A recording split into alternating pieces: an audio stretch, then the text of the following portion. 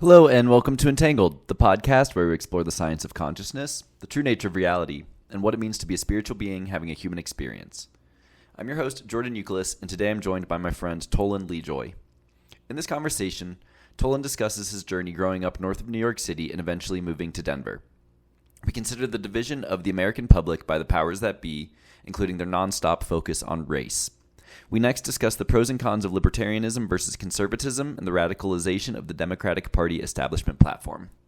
From there, we discuss Tolon's journey down the rabbit hole of conspiracy theories after the 2008 global financial crisis, which caused him to reconsider the events of September 11, 2001. Tolon relates his experience being raised Jehovah's Witness and his subsequent journey with religion and spirituality. Next, we consider the Illuminati and the events that took place at Jekyll Island, leading to the creation of the Federal Reserve. Tolon and I then consider the depths of corruption and child sex abuse within Hollywood. We speculate about the history of the Knights Templar, the Freemasons, and the Illuminati secret societies. We highlight the threat of Marxism and its emphasis on destruction of the nuclear family. We consider the nature of good and evil and how the failed drug war has led to mass incarceration within the United States. After that, we discuss the philosophies of libertarianism and anarcho-capitalism and why we support limited government with decentralized power. We then consider global warming, its manipulation by globalist elements, and the authoritarian measures taken by states like California and New York in the name of climatism. From there, Tolon discusses how his appreciation for freedom has developed since his incarceration for marijuana possession. We share thoughts of optimism due to the public's collective awakening process. And we end the conversation discussing Joe Rogan, Jordan Peterson, the war on masculinity, and the political ostracization faced by those holding anti-establishment perspectives. This outro is called Globalism versus Self-Governance and is recorded separately as episode 61. Outros available for this and all episodes at entangledpodcast.substack.com. Music from the show available on the Spotify playlist Entangled the Vibes. If you like the show, please drop a 5-star review and subscribe on Substack, Spotify, Apple, or wherever you listen to podcasts. Please enjoy.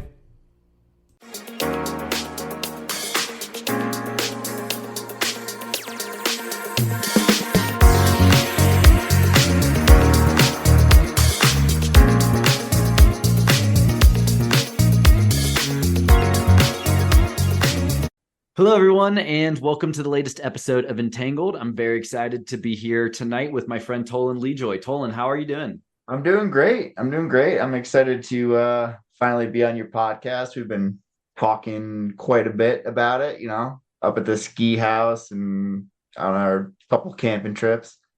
Yeah, man, it's really cool. We've definitely, come to similar conclusions about a lot of things, definitely from different paths. And so really excited to dive in deep here with you on a bunch of those topics. To kick things off, why don't you give the listeners a little bit of your background? What was it like growing up in New York? How did you eventually make your way out to Denver? All that good stuff.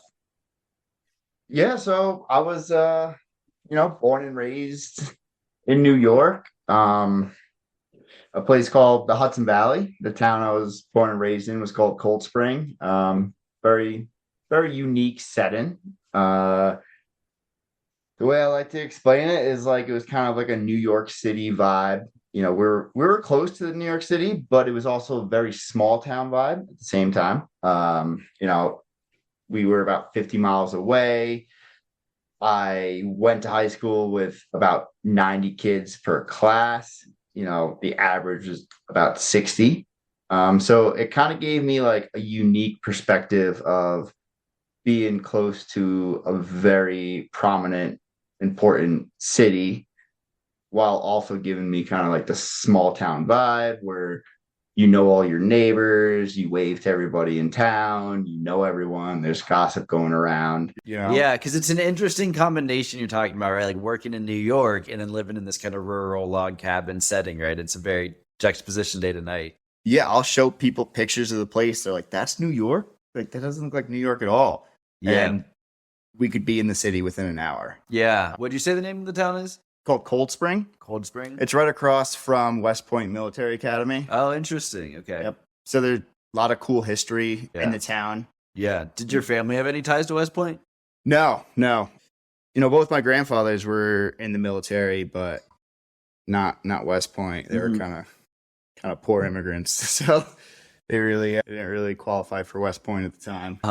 But yeah, just learning about the history of the Hudson Valley. I mean, during the Revolutionary War, it was like a real crucial to get control of that river, stop the British from going up and stuff. So yeah. Just lots of cool old history. You don't really get much of that out here in Colorado. Well, you do, but it's just not. It's a little different. It doesn't go as far back. Yeah. And everything seems a little bit older on the East Coast. Yeah. Interesting. And how about, so you mentioned, was your father also a first generation immigrant? Yeah. So yeah, what was it like, for him and your grandfathers coming over as immigrants, and what was their experience like? Well, my father was born here. I never actually met either of my grandfathers. They both passed away before I was born. So, and just to clarify, my grandfather was conceived in Italy and then was actually born here. Oh, that's funny. So I guess it's like dual citizenship. Is that how it works? I'm not positive. Yeah. And then, my grandmother was born in Ireland and then moved to Scotland and then moved here on my mother's side. Yeah. But I didn't feel like it affected me at all. Like, we really didn't think about it much growing up, just, I guess I started reflecting on it more when I got older, kind of understanding the struggles that immigrants had coming here and how close it is to my family, that we really haven't been here for even 100 years. Just puts an interesting perspective on it, but I couldn't say it was like a topic coming up. Yeah. Growing up, Yeah. It's interesting how, like, when you hear time spans of like 100 years, right? And then you're like, all right, if you think about, where we are today versus the 60s, that's 60 years, right? Like, that's like, I don't know, I guess my point is just like societies change so quickly that it's kind of crazy to think about how much our experience changes generation to generation. Yeah. And, growing up in the 90s, there was almost like a sense of pride of being like Italian or Irish. You had all the movies about Italian life and a bunch of the mafia influences on it. And, it was kind of like, it was a little more culturally accepted than I guess it would have been in the 60s or the 70s. Yeah. When my parents were growing up. But when you get older and you start to read about a lot of the discrimination that went on, even towards the Irish and the Italians, it puts an interesting perspective on it, but I can't say that I've ever had to deal with it. Yeah. The 90s was probably a pretty good time to grow up. It feels like a better time than what we're living through now, where everyone's so focused on race and all the cultural aspects. It's crazy, man. Like, what do you think has caused that to happen? Oh, man. I think there's a lot of things that are causing that. I went through a phase in my life of being really into conspiracies, and I don't think I'm still as into them as I used to be. But I definitely think there's powers that want us, as a society, pitted against each other rather than focusing on the people that are in charge. Yeah. So I think there's influence between the media, public education, the politicians, celebrities, and just the narrative that's pushed on us. Everything that we're consuming, if it's focused on that, and that's what you're seeing on the news, that's what the Washington Post or CNN or Fox is telling you to focus on. Yeah. People just end up, not really thinking past the surface and focusing on that division, and it helps the people in power kind of get their way. Yeah. Yeah. Like, who's gonna focus on how all these congressmen have made fortunes of $100 million when you're more focused on someone's race? Yeah. Or totally anything. He misgendered me. Yeah. Yeah. I guess they call it the culture wars now. And yeah, I don't know. I try not to take part in it, but it's not enjoyable to watch. Right. Well, that's the thing, right? And you talk about, libertarianism, and, I've had a funny progression, and, the labels mean different things to different people. But, one argument I've heard from Candace Owens, who, I love Candace Owens. I think she has some really interesting, viewpoints, and they're often very different than, mine or what I would historically have thought, at least. And so but that's, part of why I like her so much. It's like, I want to hear what other people, that are really smart, who are thinking about the same thing, coming at it from a different way, like what they think about it. And anyway, the reason I bring this up is she was interviewing Vivek Ramaswamy, and they were talking about like libertarianism versus it was Andrew Tate. They're talking about libertarianism and versus conservatism.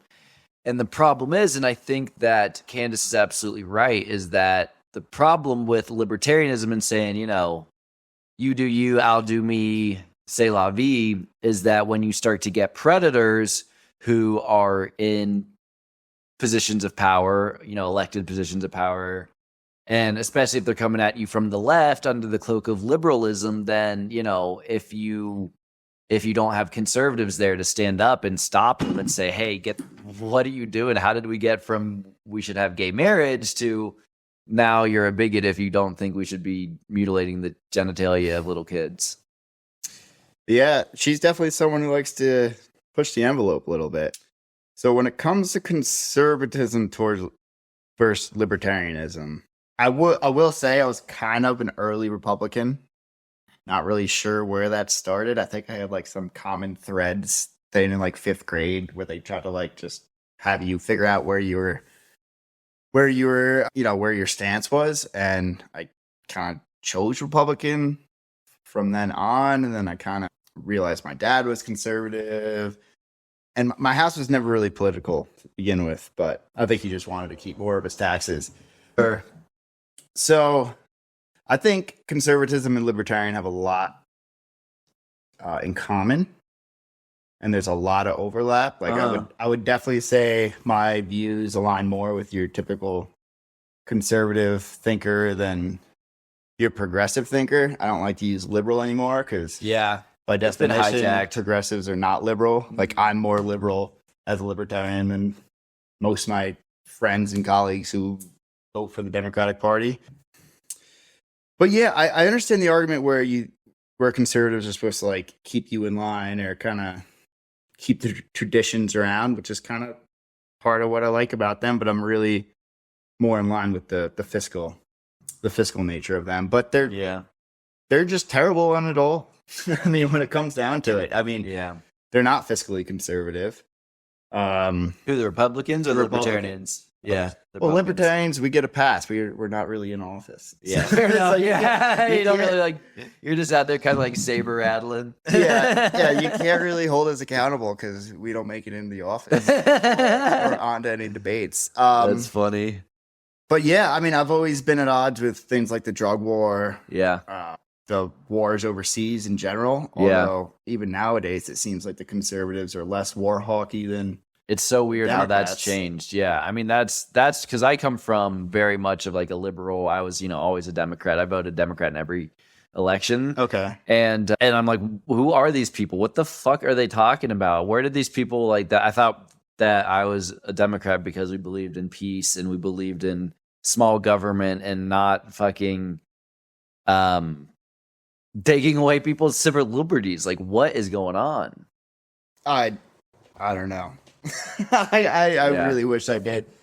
I mean, if you go back on the history of the Democratic Party, it's really changed a lot. Yeah. I mean, at one time, they were the party of the Dixiecrats and the Ku Klux Klan and the Confederacy. True. And, every Jim Crow law in the books was written by a Democrat. So, like how the party has changed. I mean, because growing up, they were for anti-war, Occupy Wall Street. They're out protesting the banks, anti-drug laws. They're pro-free speech. Mm-hmm. And I don't really see any of that anymore. I know, man. And I think that's part of like the culture wars. Yeah. You're keeping them, or you're keeping everyone just focused on these cultural issues that really shouldn't matter. Yeah. And things that really got me into politics in the first place were like inflation. Uh-huh. I would say the first thing that got me into politics was I graduated high school in 2008, right? And we just had the banker bailout, and the recession. And just out of curiosity, I was like, well, how come I got to learn how to balance a checkbook? But my government could be trillions of dollars in debt. Yeah. Like, who's holding these people accountable for this? And I really just kind of went down a wormhole or a rabbit hole, whatever you want to call it. Yeah. And honestly, I found libertarianism pretty quick. Ron Paul, he's a homie. one. Yeah, he's great. He did some great things in that debate. Yeah. Really put some of the Republicans in their place. Yeah. When did he run? Was that 2008? Yeah, 2008, he went on the Republican ticket, I believe. Okay. And I still wasn't really diving in that much. I was kind of getting into conspiracies at that time. Yeah. And then in the election after that, I got pretty into Gary Johnson. And who's he? Gary Johnson was the governor of New Mexico. Okay. And it was like a very blue state. And he was elected as a Republican twice. And he was like really easy on drugs. He was like really fiscally responsible. Yeah. Super like socially liberal. And I was like, oh, this guy's like perfect. And then just watching him get like shunned out of the debates where he was like polling high enough to get in. But like the way the polling structure was, like they wouldn't allow him on the debates because you can only have two. Some of that I think goes back to like Ross Perot. And well, then you start looking at all the elections with a little bit more scrutiny, and it's like every time someone challenges the establishment, they get the exact same treatment. It's what they're doing to, you know, what they did to Trump, what they're still doing to him. It's what they're doing to RFK Jr. It's what they did to Tulsi. It's what they did to Bernie. It's like, et cetera, et cetera, et cetera, et cetera. You challenge the system. Sorry, they're going to use every single tool of the establishment to box you out. so you were a Bernie supporter for a while, right? No, actually, I wasn't. I was a Hillary Clinton supporter. Oh, okay. Hilariously enough, yeah. I know, man. Well, how times have changed. Yeah, that's pretty drastic. So what was your thoughts of Bernie at the time when he was running?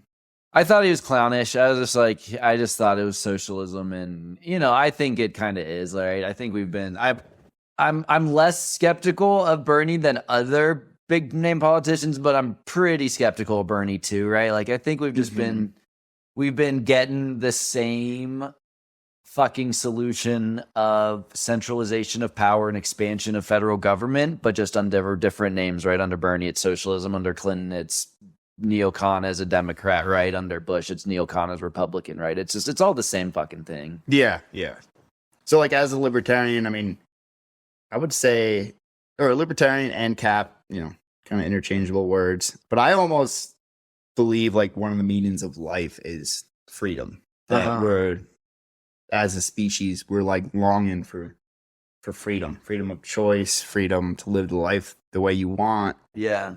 And any expansion of government or any government program really just robs that from you and ends up having the opposite impact of what the people who enable that to happen want. Yeah. So I never saw socialism in a favorable light. I was immediately against Bernie Sanders. Yeah. Like looking into his past life and who he was before he was a politician. And I'm just not for central control of anything. Yeah, exactly. Whether it's socialism, fascism, corporatism, right? Whatever ism you want to use. Right, totally. Because again, it's all the same fucking thing, right? It's all just about consolidation of power and subjugation of the masses. Yeah, and government really it creates a vacuum of power. And wherever there's going to be a power structure like that, there's going to be room for it to be corrupted. Right. And doesn't matter how good your intentions are going in. Yeah. Whether it's the next person after you or someone puts a bullet in your head and that power is created, someone's going to take advantage of it. So that's why I'm always for as small of a government as you could possibly have. I totally agree. And so as you talked about, your kind of skepticism of the government started, in 2008 with the financial crisis. Is it fair to say that then you started researching financial history and understand how the macroeconomy works, or where did your journey go from there? Honestly, you probably went into conspiracies pretty quick. Yeah. What conspiracies? That's a broad topic. Yeah, let's see. Back in the day, what was my awakening conspiracy? I mean, 9/11 was a huge one for me. I went down to the World Trade Center a couple months after the attack happened. And I'm obviously not denying that there was an attack, but there's just so many questions and such little funding went into the the research in it. Right. What was it, the 9/11 Commission or Yeah. whatever? Like, Bunch of folks from the Council on Foreign Yeah. Relations on it. What do you know? I mean, planes hit the towers. A lot of people lost their lives. I don't know if our government had any involvement. I think they might have known. And to be honest, I think these people in government are so evil that I wouldn't put it past them that if they had some sort of involvement. But yeah, it's just hard to say. You don't really know. I think that's kind of why I backed off of conspiracies. You think if you're wrong, like it's just risks are too high? Maybe is that right? Or I don't know. It's just there's so much that you could focus on that that you could get documents for, right? Read the history, like the Federal Reserve, which I'm sure we'll get into. Yeah, but yeah, I mean, I guess it was kind of a jumping off point, just sparking my interest. Right. Like, what is really going on in the world? You know? and that was back in 2001. So you've been kind of I would say it was a little past 2008. Just like, well, what happened? So it's kind of that back to back. Like you saw a documentary or something, and then the fucking bank bailout comes, and you're like, what the fuck's going on? Yeah, what is going That on? makes And sense. you're becoming an adult. You're 17 sure. to 18 years old, Sure. and it's like, well, how does the world work? And like, I was, I was really interested. I wanted to know how the world works. Like, I like figuring out how things work. For sure. But even going back to the conspiracies, like the Pentagon, like you're telling me there's no footage of the plane hitting it, other than a gas station. It isn't across like the street. the flight path that it was supposedly took. It Yeah.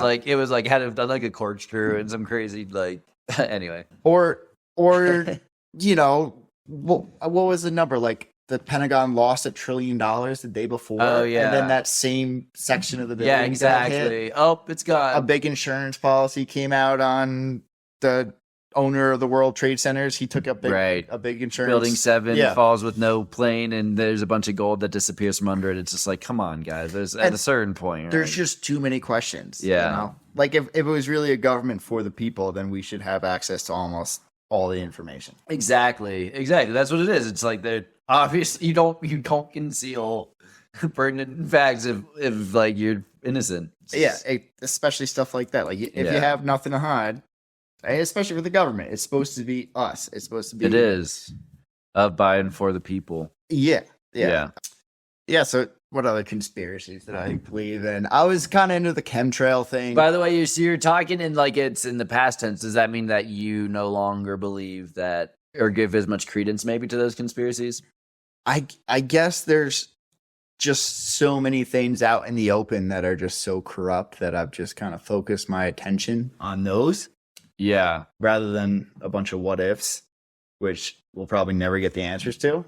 And, I hope and I do believe that there are people who that's their niche.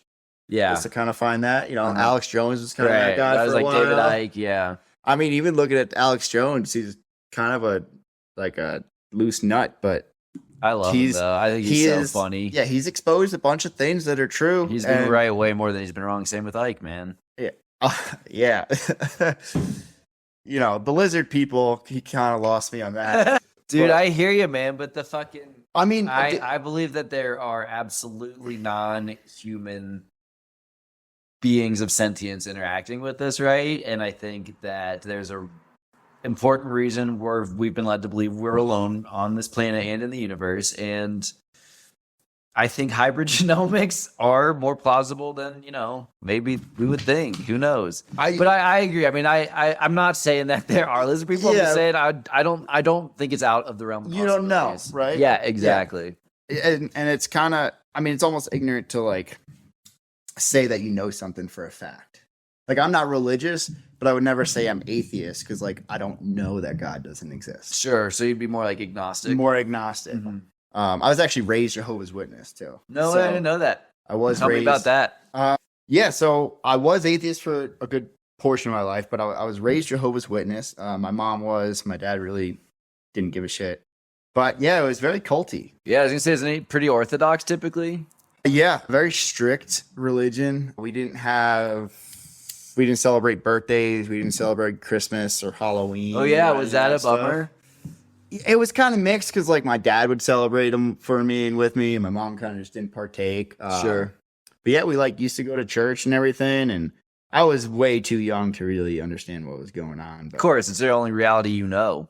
I know at one point we went to a wedding and like my mom did like all the baked goods and my dad spent all his money on it. And then because my dad didn't practice, they like put us at our this table like by ourselves. And you're like, That's so funny. and like my dad's kind of stereotypical like Italian, like pride's a thing. He's like, I spent all the damn money on this place. And you're gonna sit us by ourselves. He's like, and I told your mother, like, we're never coming back. You're never taking my kids here again. You can go if you want. And then we kind of just stopped going. But it was, That's funny, man. yeah, it was like, because my father wasn't a member of the church.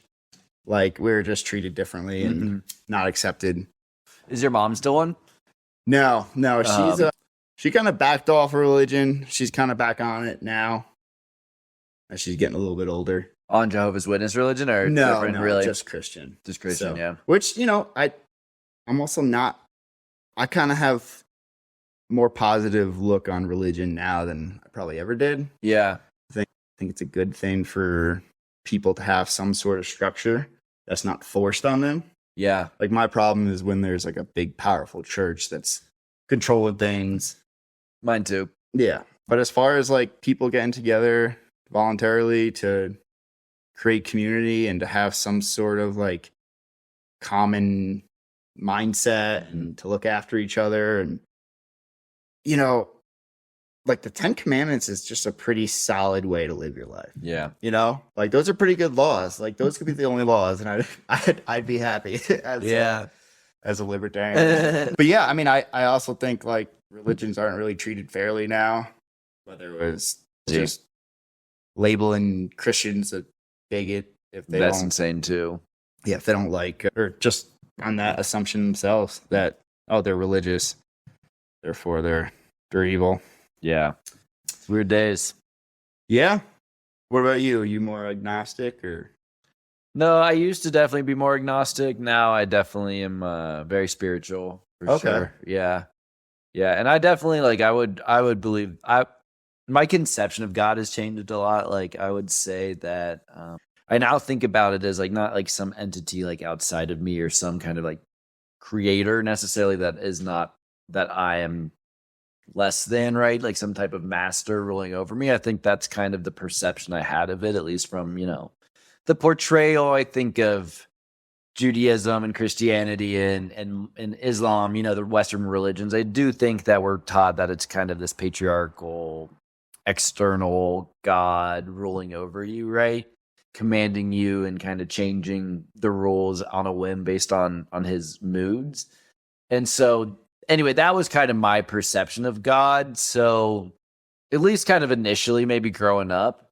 And I also think that we're kind of taught in school that like God is antithetical to science, right? Mm-hmm. Which I think, again, is a very deliberate divide and conquer kind of thing. And also Absolutely. to keep us, disconnected from source. Yeah. But yeah, now when I think about it, I think that consciousness, the fact that we are conscious, right? It's not just some unimportant random mutation of evolution, but that actually consciousness is foundational, and that the entire reason we have experience is to have this existence of consciousness.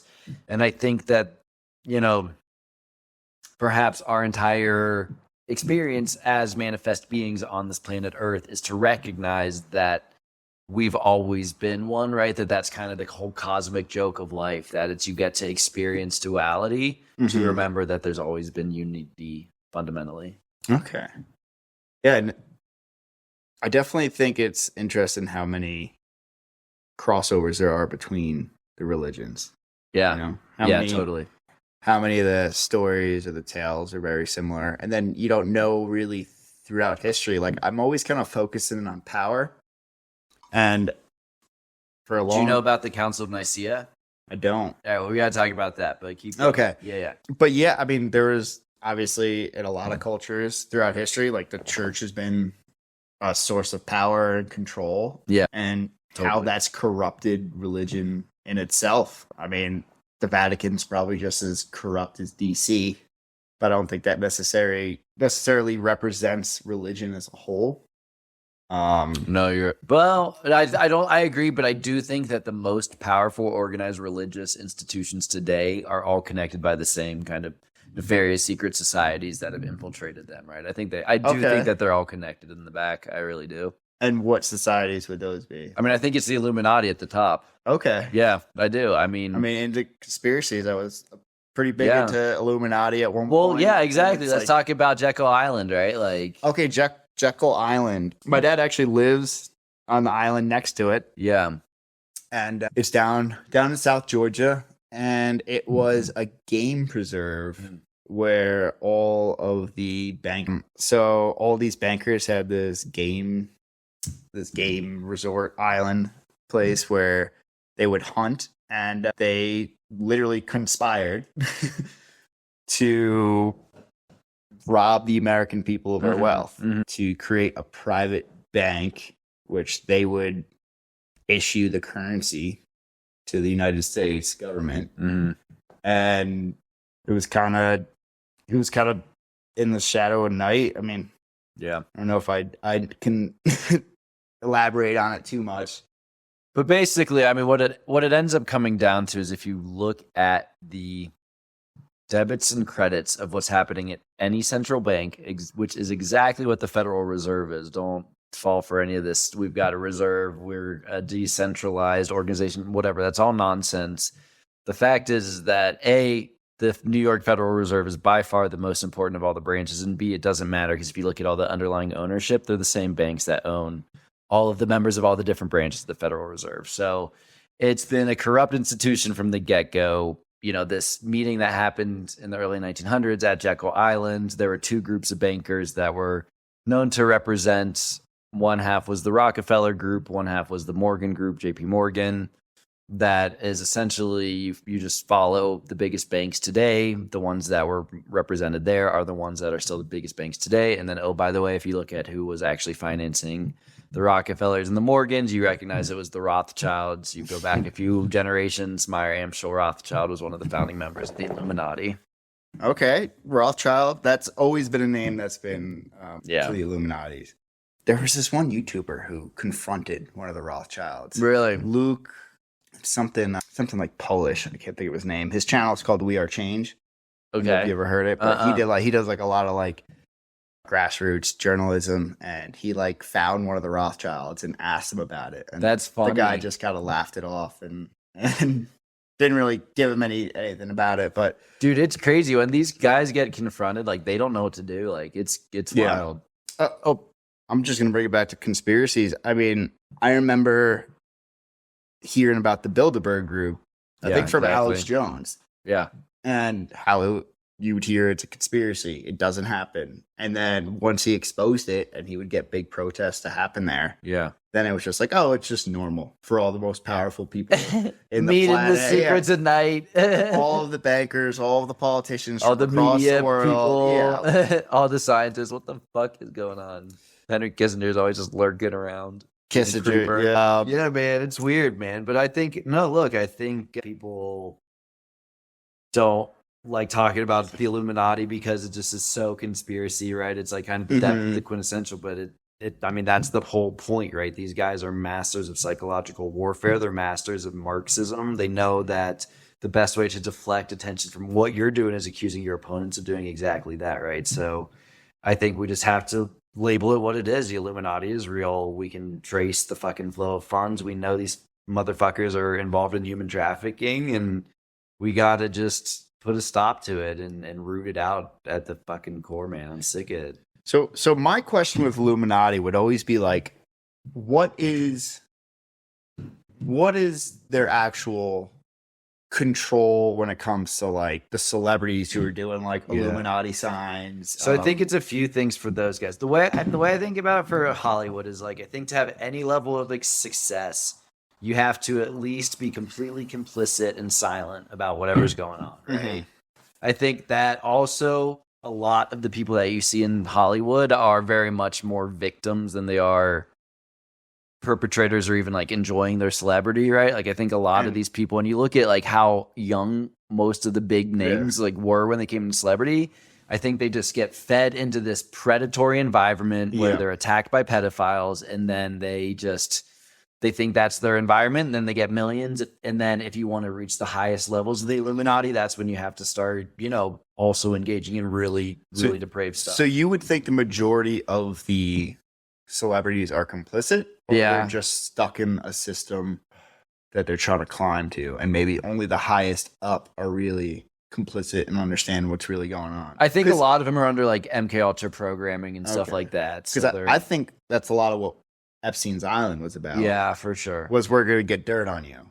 And that was definitely. A lot of times for my assumption would be people who weren't a Disney Channel star and are becoming a person of power and influence. Yeah. And get invited to someone's mega mansion on an island and then aren't told the girls are underage. And then, you slept with a 14-year-old. Right, exactly. It's filmed. I control you, or else. Well, and that's been one of their top. Unless you're Bill Gates and you go down there like 15 times. Or exactly, exactly. And that's what I think it is. I think it's this hierarchy of just like evil, corrupt, incompetent, right? Yeah.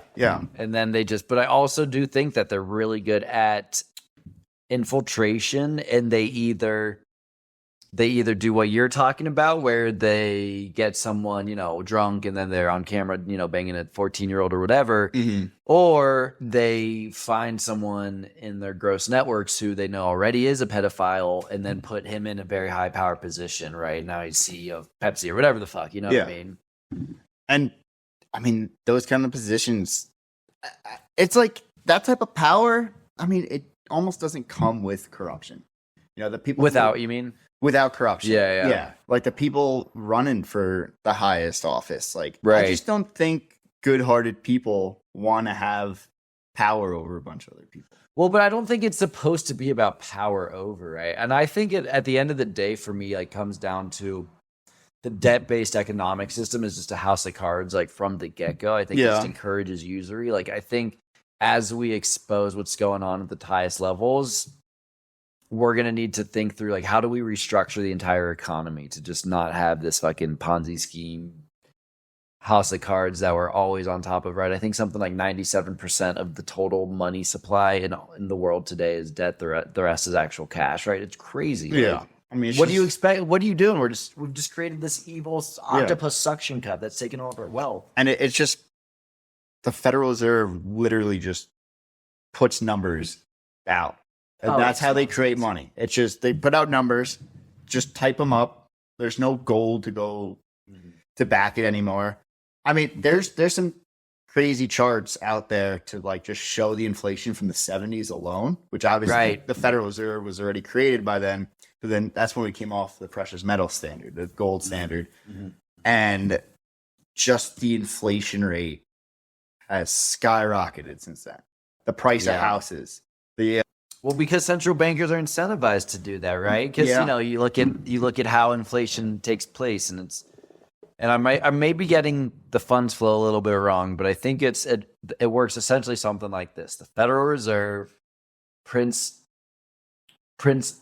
credit for the Treasury. Yep, exactly. And then they get the federal interest rate, and that's just fucking pure money in the Rothschilds and Rockefellers. The Fed, I'm pretty sure, creates the interest rate as well. Yeah, exactly. And then this is why Ron Paul has been saying audit the Fed since like 2008. Right, exactly.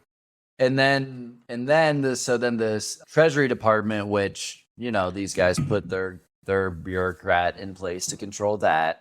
They at an increased spread then issue loans to other buyers, right? Corporations, pension funds, sovereign wealth funds, that kind of thing, at a markup. And then the Treasury Department gets that seigniorage.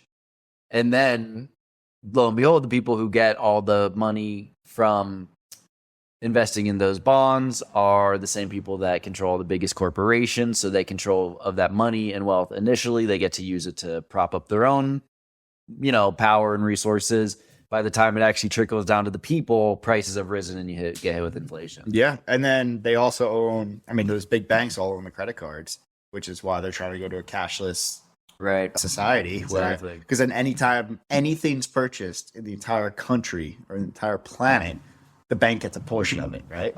For the transaction fees. What are credit cards at? Like 22% APR? That's freaking mafia usury. Yeah.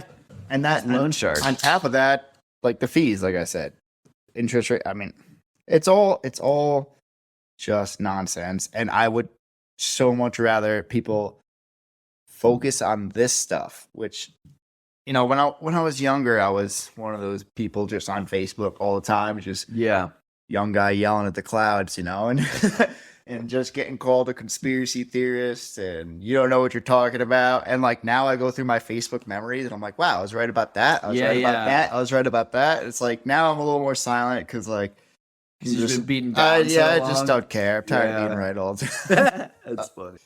But yeah, I mean, it just needs to change. Things are tough for most people right now. Yeah. And you know, COVID really accelerated it, and that's something I thought was absolutely by design again. 100%. And I didn't comply to any of the nonsense. Didn't wear masks, didn't get vaccinated, lost my job. I was working around New York City, and New York just shut down. That was really the reason I left New York too. Remember, I went hiking in like my hometown, and a DEC officer tried to like send me home for trying to go hiking by myself. And I was like, so insane. what do you, I'm not going to give anyone COVID hiking by myself. Yeah. And also some of my background's like in consulting, and I do like environmental consultant, health consultant, safety consultant. And I was hired by Pfizer, ironically enough, to fit test their workforce and determine what type of respiratory protection that they should wear for different jobs. So, you know, I have like a really good understanding and grasp on respiratory protection. So masks the whole time, I was like, these don't do anything. Yeah. It's just a compliance thing. How far can we push them? Yeah. Like, and the amount of people who've made millions off the COVID pandemic, billions. Yeah. COVID was the biggest transfer of wealth from the poor to the rich in at least modern history. Yeah, for sure. And no one wants to talk about it. Yeah. You'd think all the Bernie Sanders supporters would be super into that topic, since he's always talking about redistribution of wealth. But for some reason, politicians just don't like to go against the establishment, whether it's Illuminati tied or just government establishment itself. I mean, definitely anti-establishment. I mean, it's definitely at the very least tied to their campaign financing, right? Like, come on. Yeah.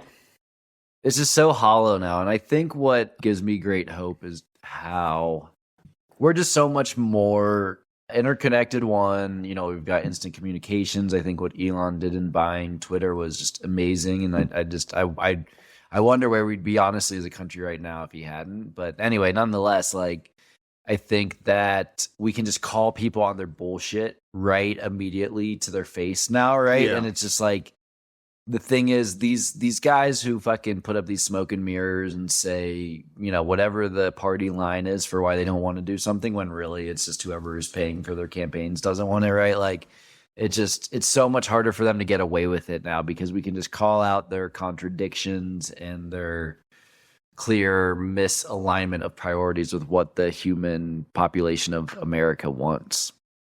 So do you think it's always been like this, or do you think like the invention of the internet has just helped expose it all? Exactly. I think it's always been like this. Okay, and the internet's get exposed. I will say, though, also on the Illuminati point, I think that there's always, you know, been power structures, and these guys kind of tie back to like organized criminals from like the 700 AD. You know what I mean? Like, there's. So would you tie like Knights Templar in with like Illuminati? I'm sure it fits. The Freemasons definitely fits. Well, because they evolved from the Knights Templar, right? Yeah. So I don't know much about the Knights Templar, but my understanding of the Freemasons in relation to the Illuminati, right, is the Freemasons started as a really beautiful spiritual tradition based on like the ancient mystery traditions. Have you heard of that phrase before?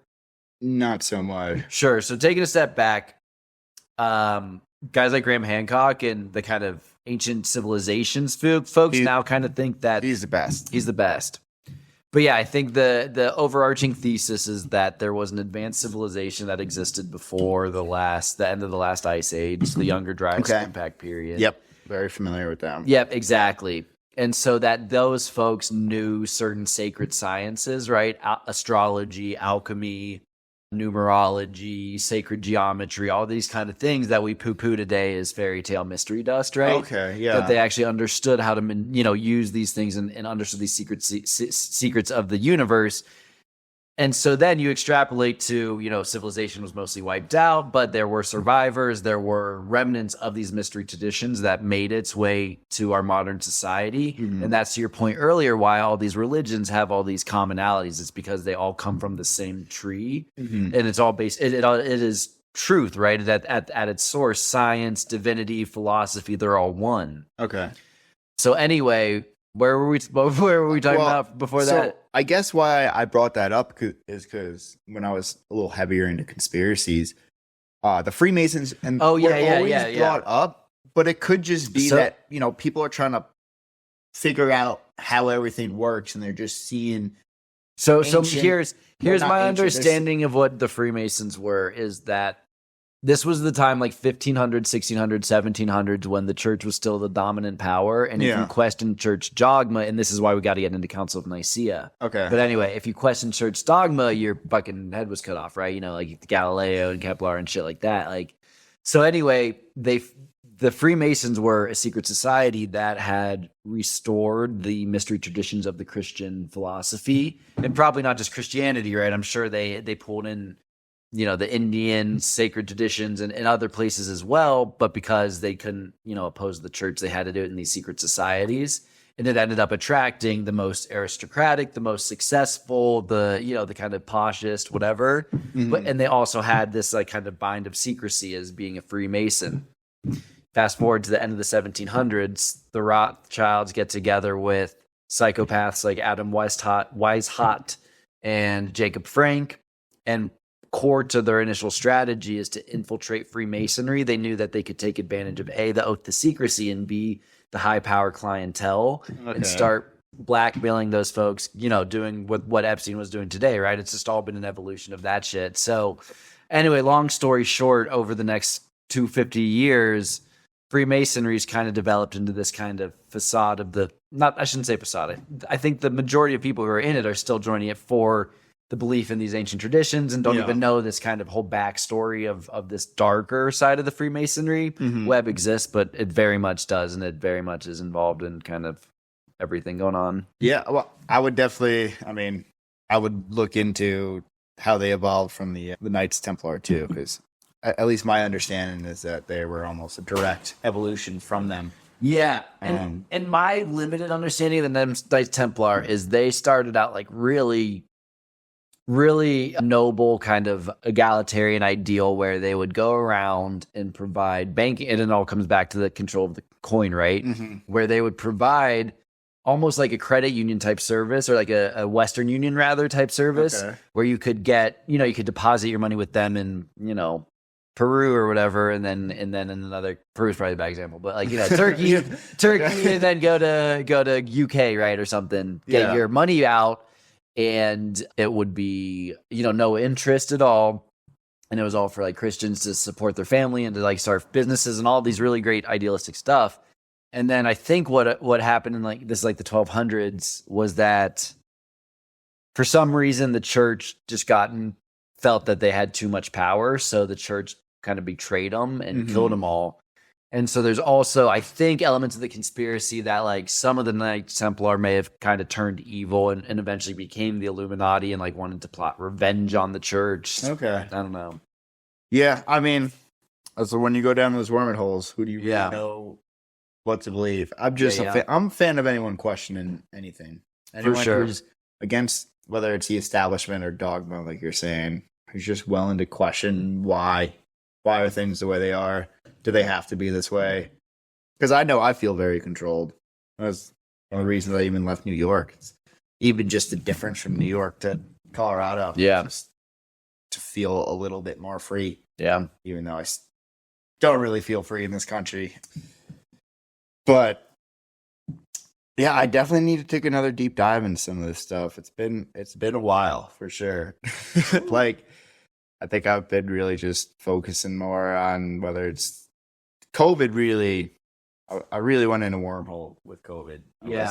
I think COVID woke a lot of people up because it was you're now like, you're kind of just it shook you of your daily routine to start questioning, like, hey, what's going on? And if it didn't, it's almost like, what are you waiting for? Yeah, exactly. I think if they could lock you in your home, convince you to take an experimental drug, Right. shut down the economy. I mean, the fact that people are still like, oh, why are groceries so expensive? Why is everything so expensive right now? And it's like they shut down the economy and handed everyone $1,200 a week. Yeah, but they also do that. You know, they specifically don't teach people how the economy works or how inflation works or how taxes work because it's such a fucking scam. Yeah. No, I mean, I'm not sure what schools are teaching anymore. I feel like I didn't get much out of it. I know, man. I learned more probably from my father and certain podcasters and Totally. and just experiences than education, at least formal education. Yeah. I really feel like they kind of teach you what to think instead of how to think, as cliche as that may be, and they really put you in a box. And it's definitely a left-wing bias to it all. And yeah, I don't know. Yeah. But I don't have any kids going through. I know, man. public I'd be. education right now. I have nieces and like, and I've got a bunch of friends that have young kids. It's like, man, But at the same time, I almost feel better for the ones that are going right now because at least now people have caught on to it, right? It's like the last generation that just like, it's like 10% trans kids. It's like, what is going on? Like, why are they giving these kids all these hormone blockers and Yeah, shit? I This is mean- crazy. I definitely think it. You brought up Marxism before. I really think it comes down to Marxism, which also kind of seems like a cliche because like a lot of just like typical right wing thinkers will just call everything they don't like communism or Marxism, but Marxism is about separating the family and breaking up the family and making everyone reliant on the state. Or the central power. Yeah. So whether it's breaking up family, breaking up religion, pitting them against each other, creating class and cultural warfare. I mean, that's all like Divide and conquer. divide and conquer. But see, I do think it could go even deeper than that, right? And I think this is kind of, I'd be curious to get your thoughts on the nature of good and evil, right? And I think for me, making that transformation in my worldview of believing that there is God and that God is much more profound than I ever could have imagined, right? But good and evil. And so yeah, what I was gonna say is it just has really also forced me to realize that the forces of evil are probably much realer than I thought and take stranger forms than we maybe were familiar or would have expected as well. So anyway, all that's to say, what is your view on the nature of good and evil? I mean, it really just seems so easy to me. Like, the essence of good is gonna benefit yourself without harming anybody else. It's gonna, when you did something wrong, but you don't. I guess, and does that come from religion? Is that where that really comes from, or is it just like a sense that we have? I guess that's like, I'm not religious, so it could be just that's been engraved in our culture from religion.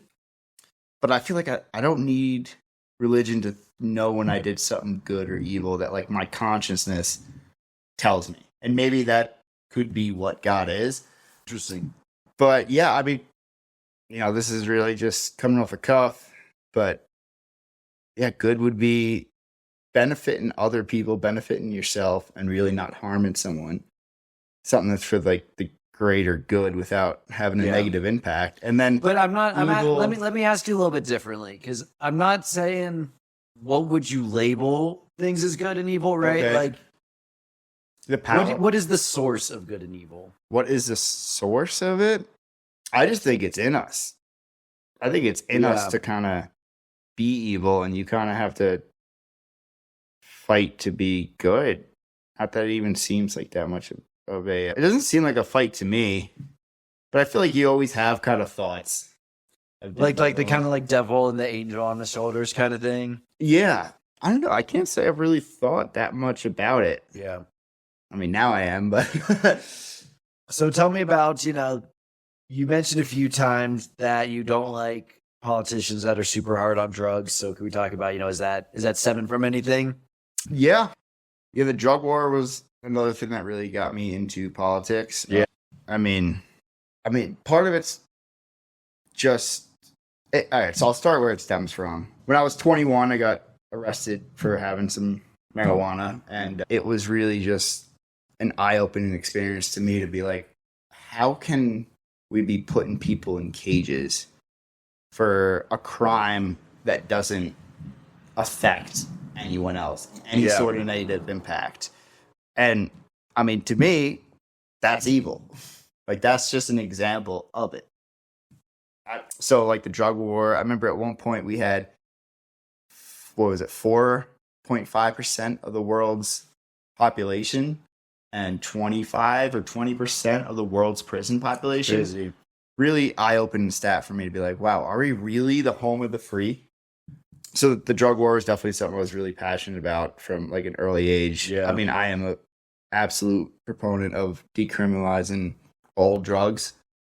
I mean, I don't use opiates, never have, but I don't see why we should be putting someone in a cage for doing heroin. Like, if they want to lock themselves in their room, put a needle in their arm and ruin their own life, that's just part of freedom, and they should have the ability to do that. Yeah. And then the argument you usually get is that you're gonna your life's gonna go downhill, which is true, that you're gonna steal, become a criminal to support that habit. But that's where, the law should come in, where, oh, you stole for that habit.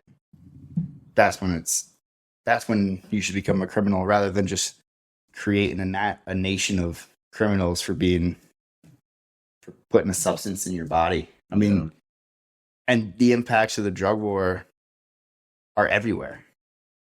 Whether it's affecting us financially because we have to fund these overcrowded prisons, that it's ruining the countries where these drugs are grown. It's taking fathers out of homes, and it's creating a black market where people are overdosing on fentanyl or heroin. And that it hits home with me because my hometown had a real bad drug problem. It was kind of like a New York City suburb. So there was like decent amount of wealthy people there. And, some people thought it was boring growing up in the woods. And like I said, I graduated with about 90 kids. My sister graduated with about 60. I think we're at about 25 overdoses from that small town of about 2,000. That's crazy, man. So I've been to so many wakes and funerals for people I've known since I was 5 years old that I'm almost like numb to it. Yeah. And is it opiates? It's almost strictly opiates. And a lot of this was before the fentanyl. I mean, from the time we graduated, we just had friends and loved ones just passing away like every year, multiple year. And is that when like Purdue Pharma was just like pumping them out and all that? I mean, it definitely comes down to the pharmaceutical companies, which I think are some of the most evil corporations in the country. But, it comes back down to the drug war itself, where you don't know where you're getting it. Like if I were to buy, let's just use whiskey. If I was going to buy whiskey and they didn't take all the ethanol out, and I consumed that ethanol and died, you could trace it back to the distillery I got it from because it's all legal. Like, you can't trace these bad drugs and where they're coming from. And I mean, every aspect of the drug war, from gang violence to everything. I mean, you'd think the country would learn from Prohibition and what had happened in like the 30s or 20s. 30s. Prohibition's in the 30s, right? 20s. 20s? I think it was over like 28. And that basically started organized crime, well, outside of the government, which is the biggest organized crime in the country. But yeah, the drug war is definitely another thing that sparked my interest into the libertarian and anarcho-capitalism. Yeah, what does that mean? I hadn't heard that term before. So ANCAP stands for anarcho-capitalism, where I believe in anarchy, or at least I think the utopian vision of my ideology would be anarchy. I see it differently than a lot of the left-wing anarchists, because I don't know how you could be a Marxist, communist, and an anarchist. Doesn't make any sense, because Yeah. you need Like, a where would central you state. put Antifa in the communist bucket? Oh, for sure. Okay. Yeah. Yeah. And then capitalist. I believe in capitalism. I think capitalism is just like the freedom of trade. Yeah. It's But we don't have capitalism today. No, we don't.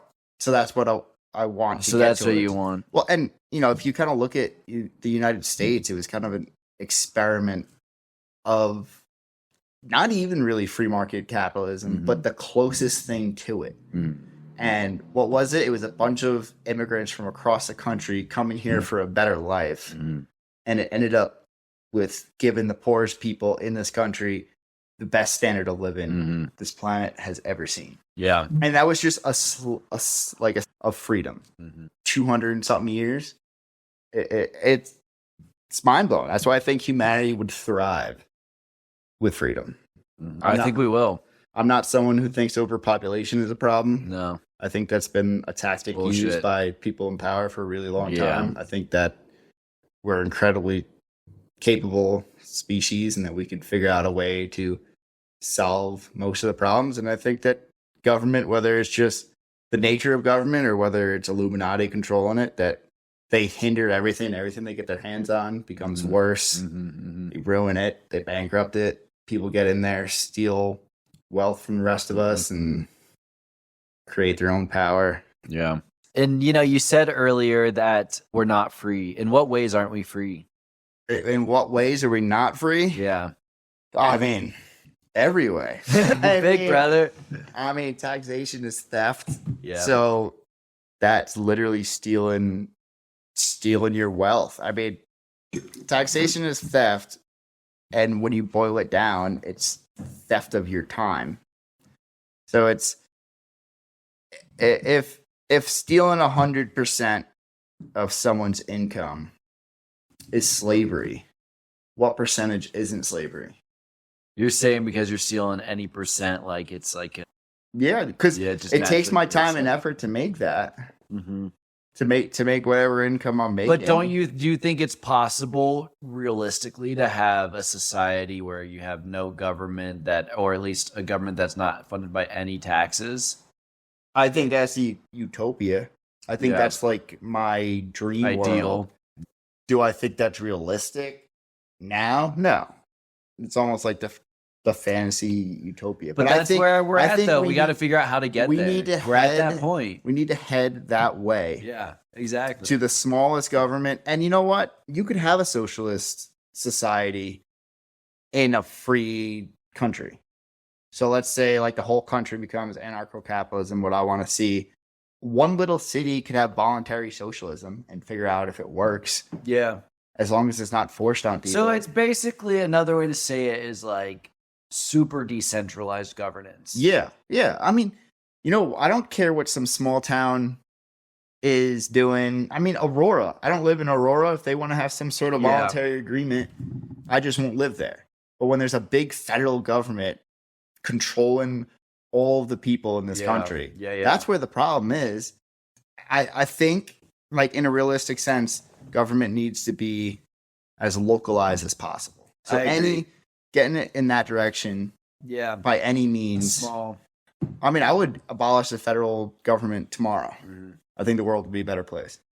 But the thing is, you can't just rip the cord off right that, right? Like, I think you would just create so much havoc and panic and chaos.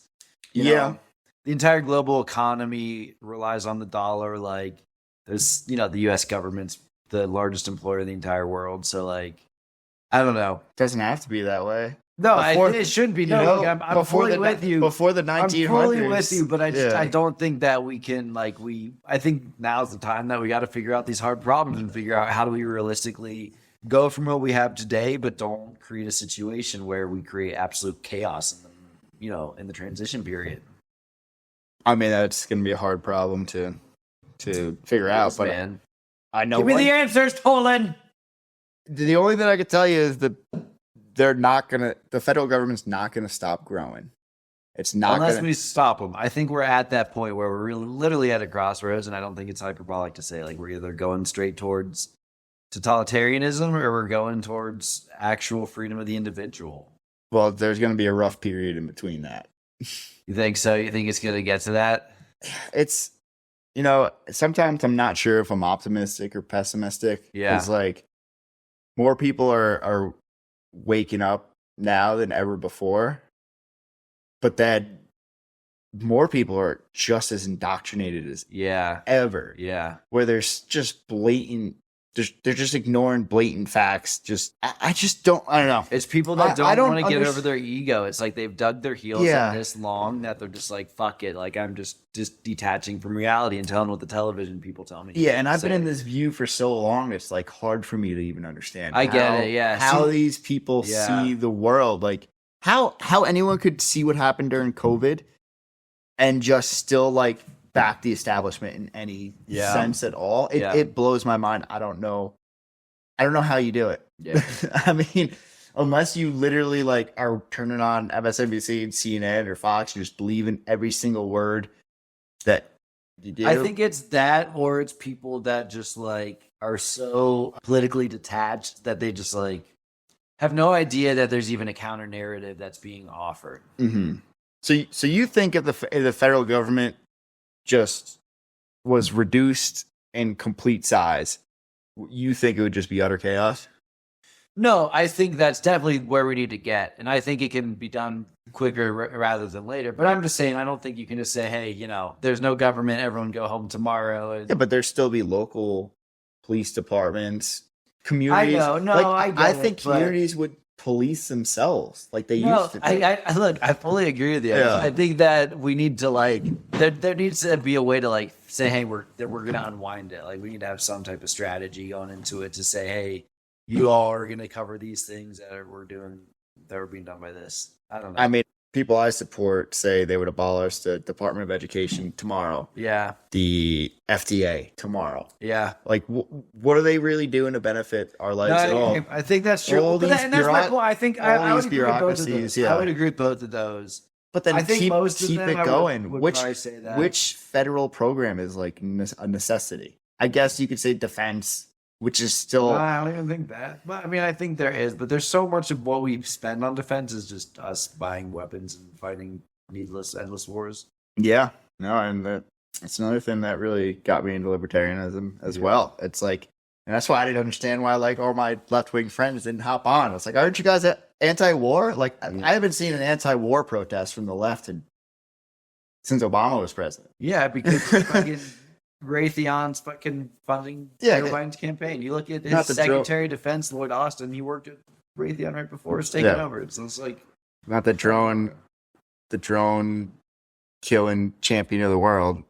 Or I mean, it's crazy, man. Like I went down to the Occupy Wall Street protest too, and it's just like, where did that go? Where is like the left's fight against the establishment in any sense of the word? I mean, I definitely went through like a very big like anti-left time, probably the last 5-7 years.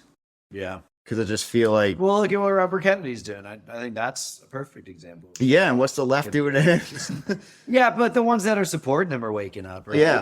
I saw he's pulling at like 25% now. Oh, I'm all about Robert Kennedy. Depending on who else is running, I'd probably vote for him. Do you listen to... But I think to your point, it does seem like the Democratic... The voter. loyalists. I'm talking about the voter base. No, I know what you're talking about. I'm saying I think the Democrat loyalists are like kind of like the one core constituent of the American public that has not woken up en masse. But it's happening there bit by bit. Yeah, I hope so. Yeah. But I feel like when they wake up, they stop voting that way. And I'm not trying to like defend conservatives in any sense. It's just where did it go? Like I don't see any one on the left protesting the drug war anymore, protesting the banks, protesting the wars. What are they protesting? Oil?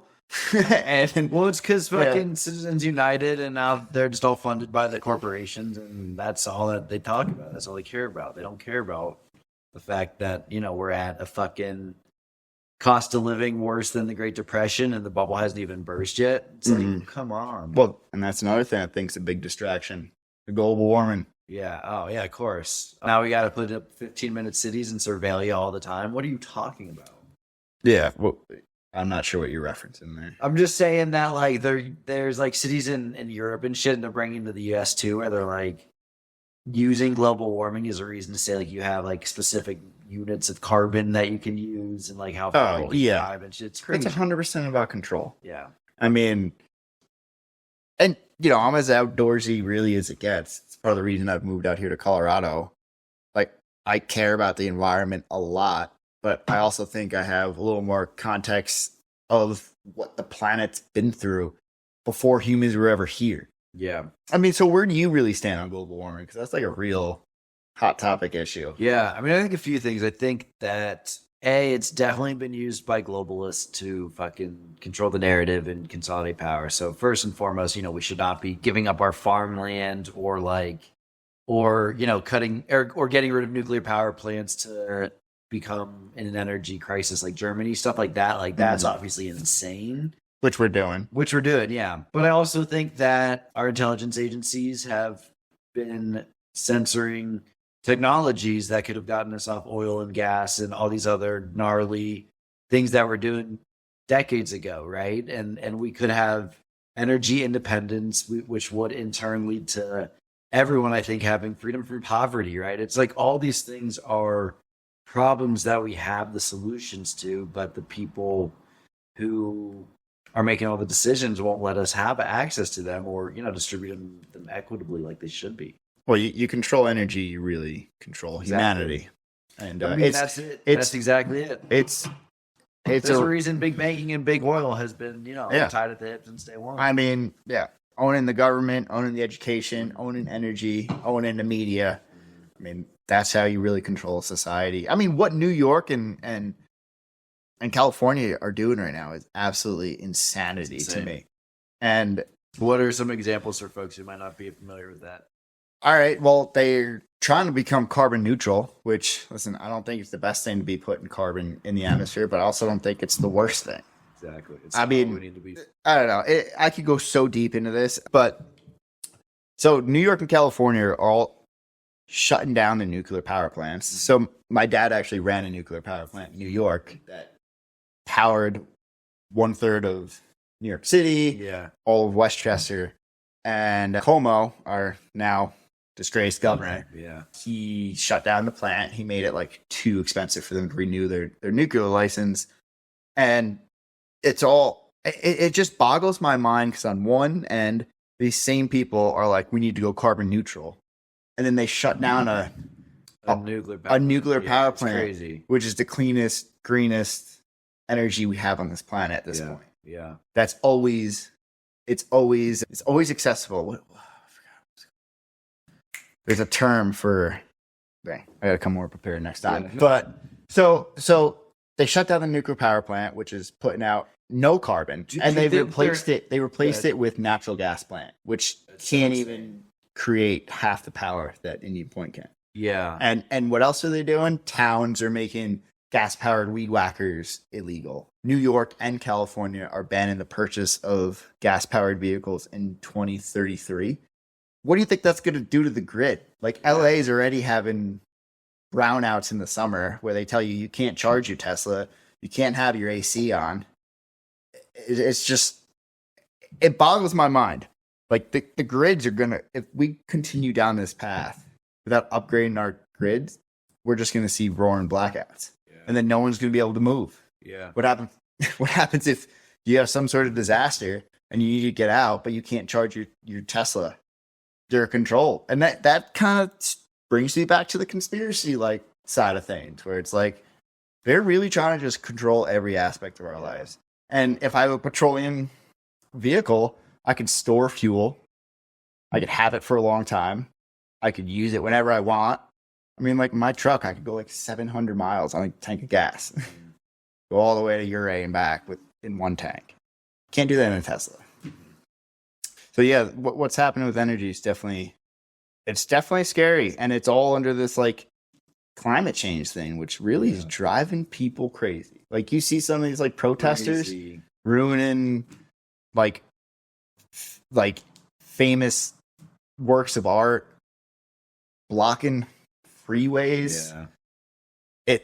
Social engineering, man, it's a powerful tool. Yeah, it's once again that's Propaganda, when man. I start thinking a little more pessimistic. Well, I feel bad for all these kids too, right? Because I have so much empathy for them too. Because like, of course, they don't want their world to be blown up by disaster, right? And everything for the 18 years that they've been growing up, you know, their media and their entertainment and their public school system has been telling them, oh my God, we got to get off fossil fuels tomorrow or you're all going to die and your kids are going to have no planet to live on. Like, no shit, they're terrified. So, like, I feel for them. It's just like, man, it's like, I wish. But it's complete BS. Exactly. That's and the science is bought and paid for. Like, they literally silence people who have a different agenda or they won't get government funded to do their research. Yeah. And, I mean, some of the best archaeology in this day, just like Graham Hancock, like some of the best archaeology is happening off the coast from when coastlines have changed. It's like we're human beings. We could adapt to a change in planet. Yeah, exactly. Which has been changing whether or not we put carbon in. Like, I don't know how much we're changing the climate. Yeah. My guess would be we are somewhat. But it was going to change radically. Radically. Yeah. Whether or not we were burning carbon or not. Exactly. One comet could come in, put more carbon in the atmosphere than we've done in 100 years. Yeah. One volcano could come in. Even, I mean, we're already in a warming cycle. Carbon's getting released out of the ice. Yeah. And going in the atmosphere. And the planet's greening while it happens. It's such like a dogmatic fear tactic that's being used against people. And it's about controlling the minds, controlling energy, keeping people in fear. Yeah. Which people are definitely easier to control when they're living in fear. Yeah. Is there anything you're afraid of? Government? Yeah. That'd be my biggest fear, honestly. Would you say fear is the right word for it though, or more just like predator you're concerned about? I don't know. Yeah, because like if I saw a mountain lion, I'd probably be scared of it. Yeah, fair enough. Because I know it could probably kill me. I mean, I'd like to, say I have enough knowledge to defend myself in the best way possible. But if like the state really wants to get you, it'll get you. I mean, I'm not a Donald Trump supporter, but what they've done to him is like, it's crazy. It's crazy. Yeah. And why? Because he's like the first somewhat anti-establishment government or politician that we've seen. Yeah. Other than JFK. Yeah, what they do to JFK. Yeah. It's a political assassination. Yeah. Exactly. And the literal gap about it. Like I know. It's crazy. Like it literally seems like Biden is guilty of everything they've been trying to frame. Exactly. As Hillary Clinton. Yeah. So crazy. But like Trump just gets all this thing and it's like, I don't know where. Dude, it's I don't see the blatant racism that people accuse him of. Like, I just don't see these things. I don't like him for other reasons, like his reckless spending. He shut down the government during COVID. He kept Fauci in power. Yeah. He kept a bunch of wars going. Like, I have my own reasons to be like, he should probably be in jail. But every other politician is just as guilty. No, I hear you. Of that stuff. And I used to hate Trump, like when I was in that liberal echo chamber and believe the media propaganda, right? And like, you look back and I mean, look, I think that he made a lot of big mistakes with his cabinet and stuff like that. And I think that, there are other candidates I like much better now in 2024. But I think that if he had not won 2016, like we would have been fucked. And I think he did a huge service and just making so many people aware of the corruption and the fact that, there's some real bad shit going on in DC that we need to wake the fuck up to. Yeah. I mean, obviously this war with Ukraine would have happened faster. Yeah.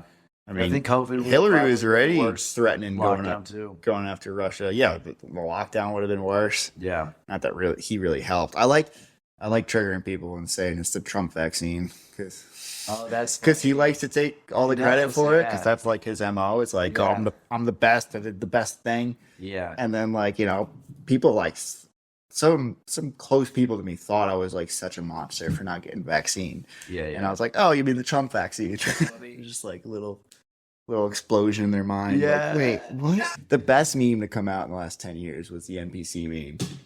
I don't know that one. The NPC, like, it's that like gray, almost stick figure thing.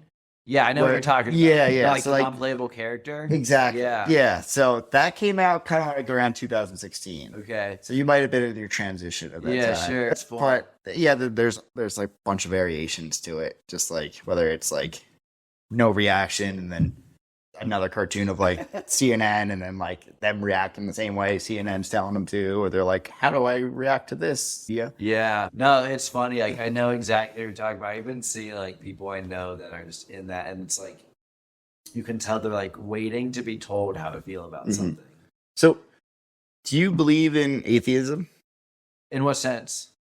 So I'm starting to believe, actually this conversation I had with my mom before, kind of jumping back to religion and stuff. I have ADHD, so my mind is kind of all fucking Oh yeah, all over I the love place. weed. But I think it's ingrained in humanity to worship something. Sure. And I think with the big change of, at least in the last couple centuries, of people turning away from religion, Yeah. they end up worshiping something like the else. state or Consumerism. yeah, and Climatism. exactly, like humans almost need to worship something. I mean, I feel like what I found that in is like nature and the mountains, totally. and like I am like in love and obsessed with it. And I would say that is a synonym for God. Yeah, I mean, oh god, just staring up at the stars or Yeah, the full moon exactly. like that. I am obsessed with that. That's probably my church, is going hiking Yeah. or camping or just getting away from civilization and as far into the mountains as All possible. these fucking psychopaths that being the only sane one in the insane asylum. But yeah, and then it's a lot of like the most atheist people that are like the heaviest believers or worshipers in something else. Yeah. And I just think it's human nature just trying to find whatever's missing, whether it's God or Yeah. meaning or Yeah, it's funny. Someone I know who's like very still buying into what their, the narrative tells them about COVID, like, is also like triggered by God as like such like a negative thing. It's like, wow, like, I don't know. It's just weird that we've gotten to a point in our culture, and again, it's by design, where people have a visceral, not everyone obviously, but the liberals, frankly, not all of them, but again, it's just kind of like, it's like couth to like shit on God and religion and stuff like that. But then, like, to your point, they listen to guys like Tony Fauci as if he were their God, and Exactly. command like dogma just as much. but he's speaking the God, Dr. God Science, or no, Yeah. what was it? Truth Science. Do you listen to the Dave Smith podcast at all? No, I've listened to him on Rogan though. Oh, okay, yeah, He's great. he's probably my go-to podcast. So I'm sure I'll if pick you him were up. to listen to him, it'd be a lot of what's inspired me lately. He's definitely my go-to. Oh yeah, he calls Fauci Dr. Truth Science. I mean, dude, during COVID, like I would go in the airports and not wear a mask and just like watch people's reactions. Just has exploded. And then just be like, I literally know the science on these masks and I know they don't work. Nonsense. So I'm not going to wear them until like an officer tells me to, be a threat of putting me in a cage or whatever, Right. dragging me out of the airport. Right. And then like you'd walk to the airport and you'd see people see you and be like, oh, thank God. And like we all just kind of take it off. I don't know. I'm definitely a fan of not complying to things you don't seem just. Right. I agree. That's what you gotta do. Non-violent, non-cooperation. Yeah, I mean, and that's kind of what libertarian is about. Voluntarism, the non-aggression principle. Ron Paul is huge on that. Yeah. And just, do whatever you want. Just don't negatively impact someone else's life. Right. I think that's really the way I kind of live my life. That was the way I was raised. And just found, I think like the whole ideology of libertarianism is, as far as political ideologies go, it's beautiful. Yeah. It's just the fact that they're striving for freedom. And that's it. And I really do believe that humanity will thrive Yeah. with as much freedom as they can get. And I think there's evidence that no matter how much of a sliver of freedom they get, Yeah. whether it's economic or social, that they thrive. Yeah. I mean, there's also some good things in the world. Like over the last 20 years, like world hunger has almost been eradicated. Totally. And it seems, I mean, and a lot of it's almost because our industry has been shipped overseas and they're doing a lot of the manufacturing in these poor countries, which are getting like their first economic boom basically since the Industrial Revolution happened, and all the rest of the Western world was getting it. And just from that little sliver, like their economies just kind of blow up. But yeah. Do you think that after getting arrested, you've come to value freedom more? Oh, yeah. Because I was already starting down this path. Because, after high school, I was getting into like the economics. Because economics is really what got me into it. But then once they put you in a cage for a plant, you're kind of like, what the hell? Yeah. Like, I did no harm to nobody.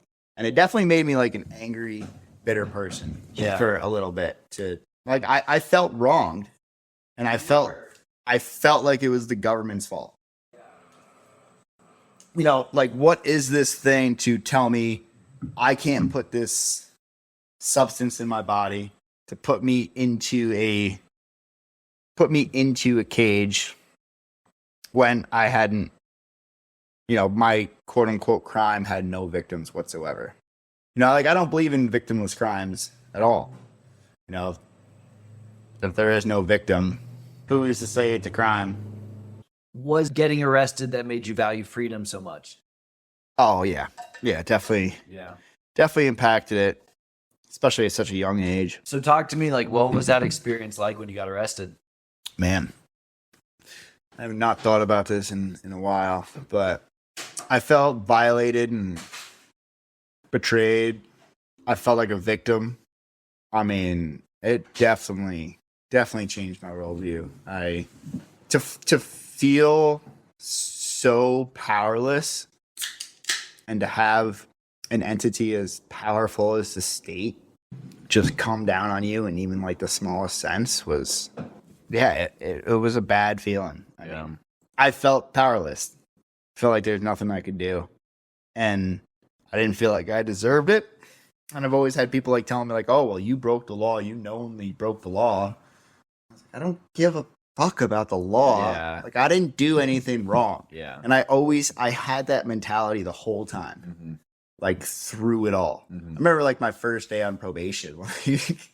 I like sat down with the like head of probation and I basically said that to her. I was like, I didn't do anything wrong. Yeah. It's like your laws are wrong.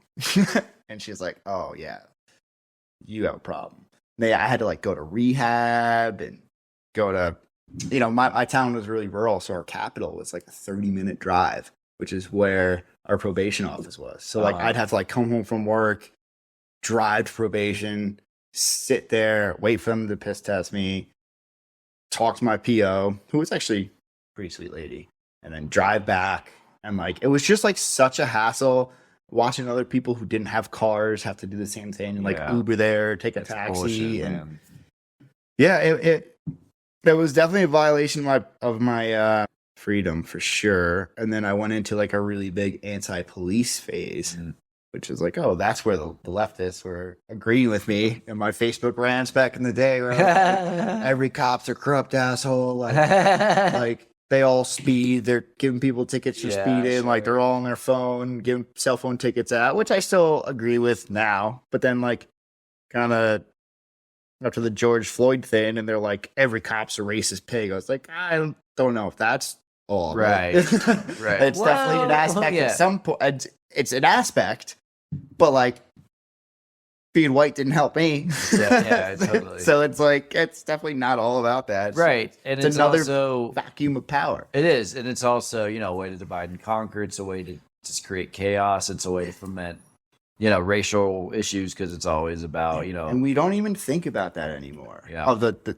what happened after George Floyd was killed? They burnt down like every city in this country during the pandemic. Crazy. The fact that protests could happen, but you couldn't go to church. Right. The fact that they were burning down government buildings, stores, police departments. No one on the left batted an eye. And then January 6th, I think, is like the craziest thing. And like you and it's like I wouldn't storm the Capitol because I know what that bear would do to me. So I'm not gonna poke that bear.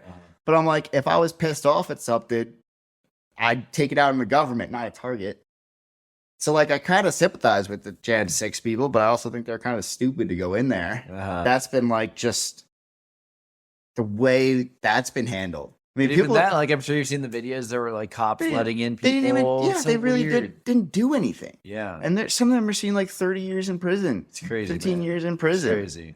And every city in the country was on fire for a year. Yeah, people's businesses were destroyed and torched, and that's another thing where I'm kind of like, yeah, dude, the left's going. Like, I definitely think the left's just a little more crazy. It's definitely gone bonkers. Yeah, just seeing people's reaction to that. It's like, well, racial injustice. I was like, I don't know. They just burned down some black bar owner's bar. Like, yeah, I don't think it's really about that. It's a bunch of Antifa kids just letting all the stress out. But divide and conquer, man. It brings it all, you know, I almost always come back to like conspiracy. It's like, I feel like I've been trying to just like look at these through not a conspiracy lens. And it just comes back to like, there's people in power that are really just trying to screw us all. And it's like the whole, like the most or the simplest explanation is the, like, I don't think I'm like overly intelligent, but like, for me to figure out a bunch of this stuff, like, and then a lot of these people in power are super intelligent. Like, you're telling me they can't find the correlation between all this stuff, right? Without it just being massive. Well, I think that's the problem, right? Is they don't get into a position of power unless they're part of it. At least at this point, right? I think, you know, these guys have been very good about figuring out all the juncture points that they need to corrupt and then infiltrating from the top down. Yeah. I mean, yeah. From media, government, Hollywood, education system. I mean, the majority of my teachers were all left wing. Yeah. I don't think I heard like a different viewpoint until I was like in college. Yeah. I think I maybe had 2 conservative teachers in high school and like 1 in college. Yeah. Crazy. Yeah. And you're just like, everyone in this country's force fed propaganda. Yeah. From basically kindergarten till from the first time they could turn on a TV. Yeah. So, I mean, it's very Orwellian, or 1984 is like that perfect. I saw a meme of Orwell reading a book called 2023, and it's like glasses are like falling off. It's like, oh my God. That's hilarious. I love that, man. Yeah. I mean, he saw it. He was right, man. He saw it. Even for a socialist. Or was a socialist? He was. I think he changed at the end of his life, but interesting. Well, I mean, most of those power-hungry authoritarians started as socialists. I mean, Mussolini was a socialist. Hitler was a socialist.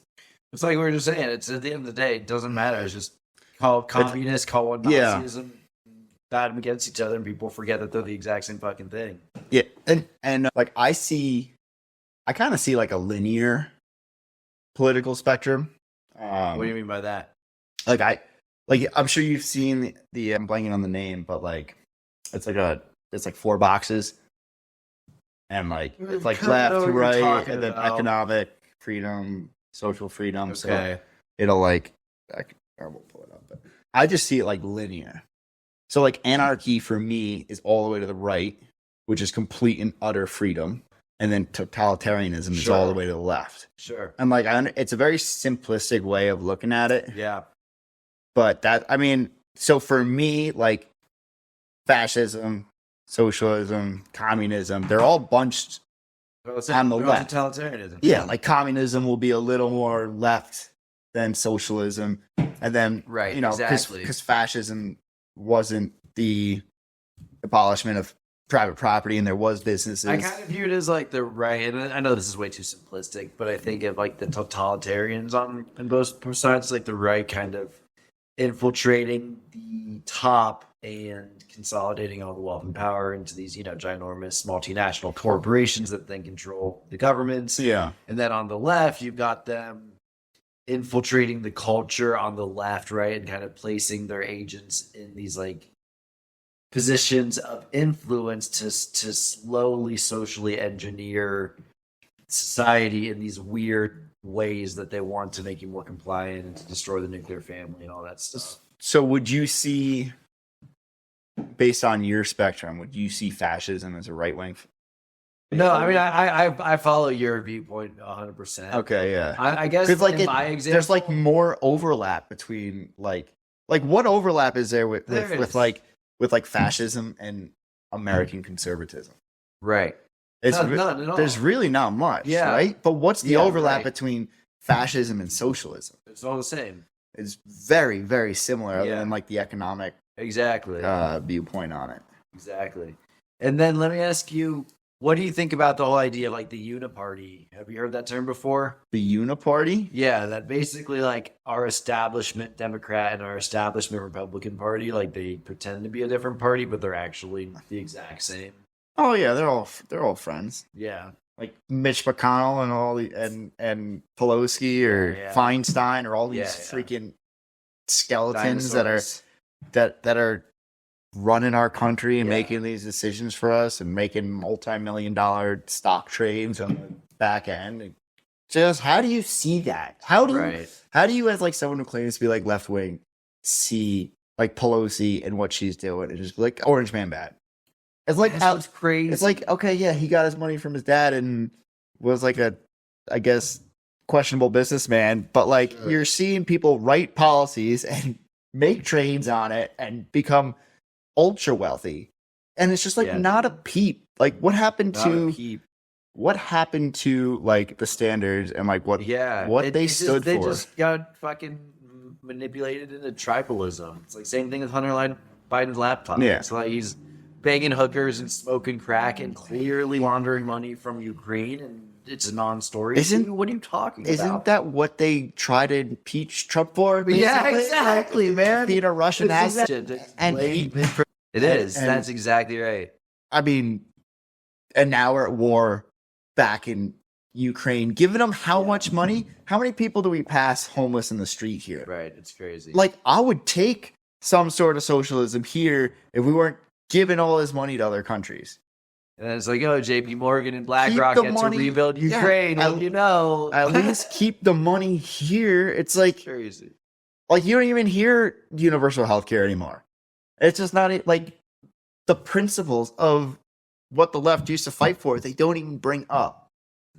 It's just this gaslighting. And You're a racist. You're a transphobe. Yeah. Like, if like, you don't believe with I all haven't my had- insane dogma, you're a racist. I You're haven't Nazi. had like a healthcare debate in like 7 years Yeah. where like But it's funny because they think because Obamacare passed that we now have universal health care. Meanwhile, it's like, look outside. There's more homeless people than there's ever been before in our country. Obamacare was written by the health insurance companies to make themselves rich. And all it really did was change the percentage that they could make off transactions. So they just raised the prices.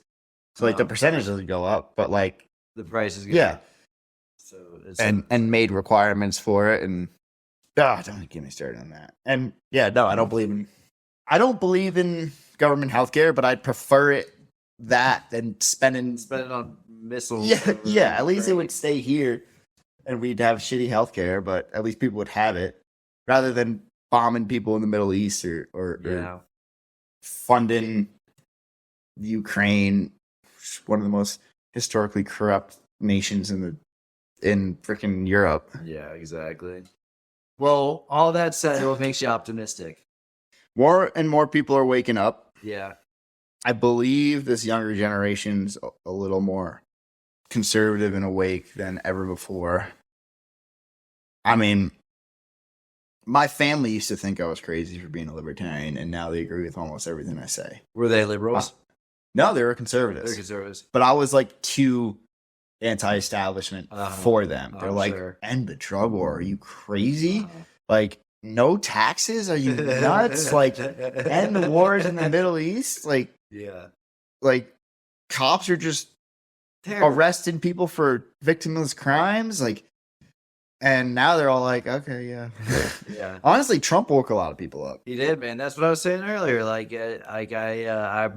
I'm not a Trump guy. I still have my questions and concerns about the guy, but like he did us a huge service. A, by stopping Hillary, and B, by waking as many people up as he did. But even just anecdotally, like, I had some old coworkers that, one in particular, Todd, what's up? I'll probably send this to you. And he was like as far left, not really far. He was your typical like Hillary type, just establishment left.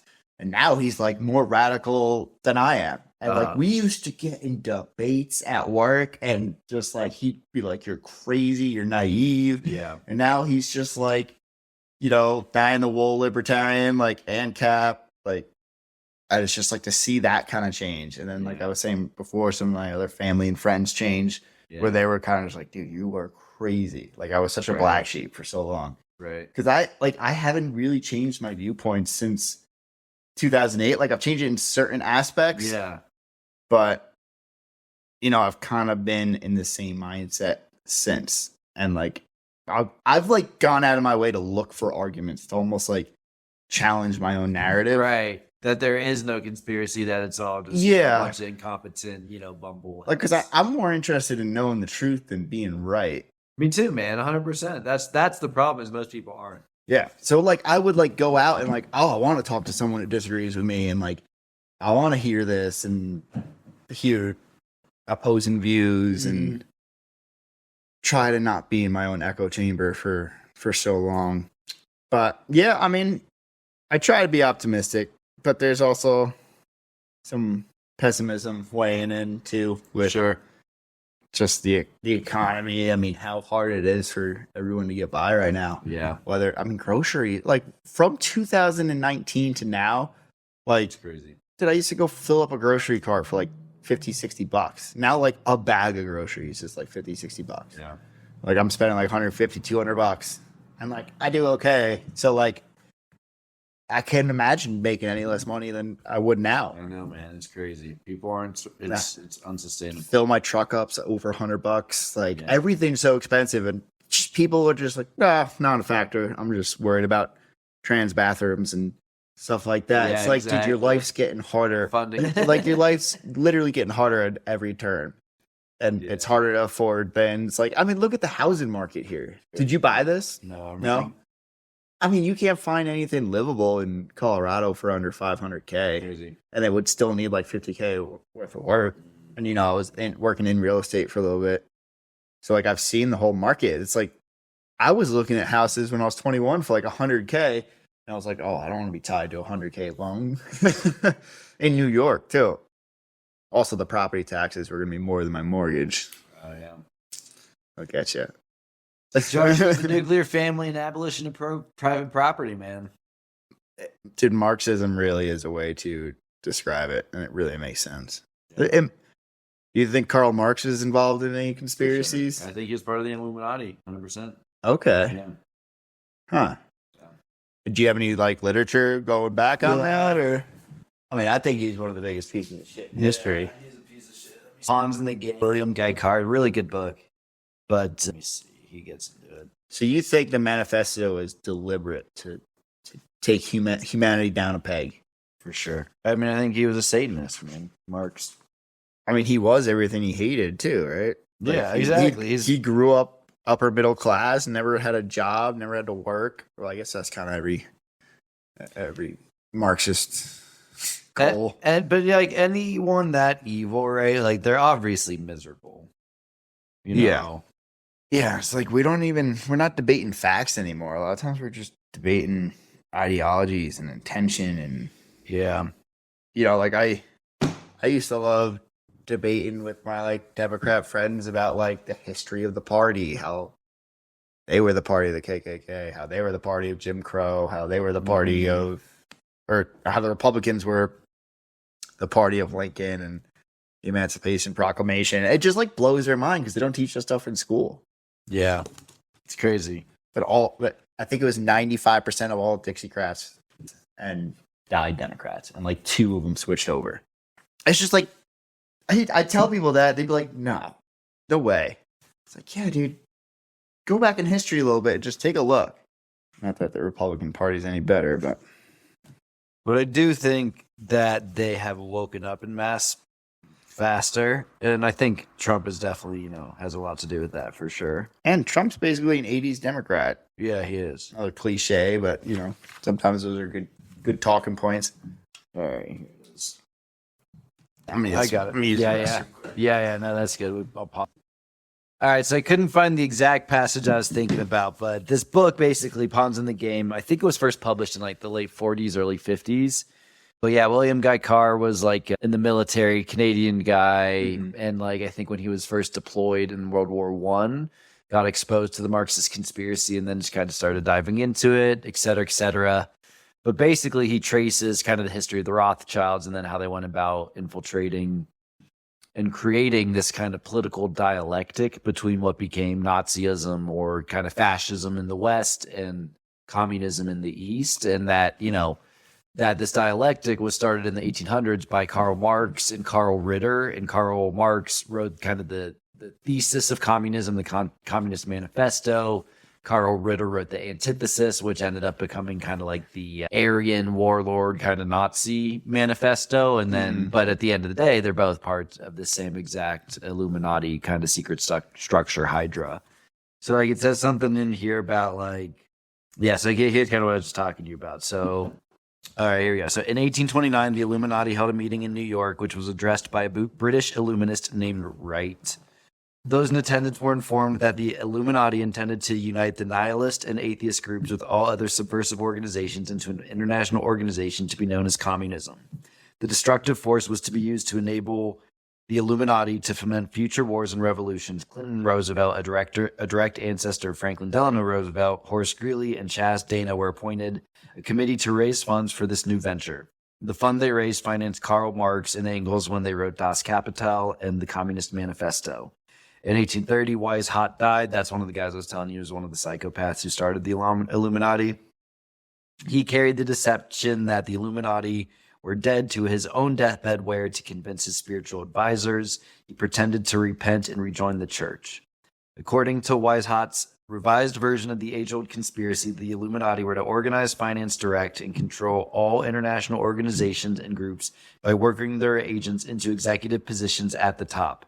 Thus it was that while Karl Marx was writing the Communist Manifesto under direction of one group of Illuminists, Professor Karl Ritter of Frankfurt University was writing the antithesis under direction of another group, so that those who direct the conspiracy at the top could use the differences in these two ideologies to start dividing larger and larger numbers of the human race into opposing camps so they could be armed and then made to fight and destroy each other together with their political and religious institutions.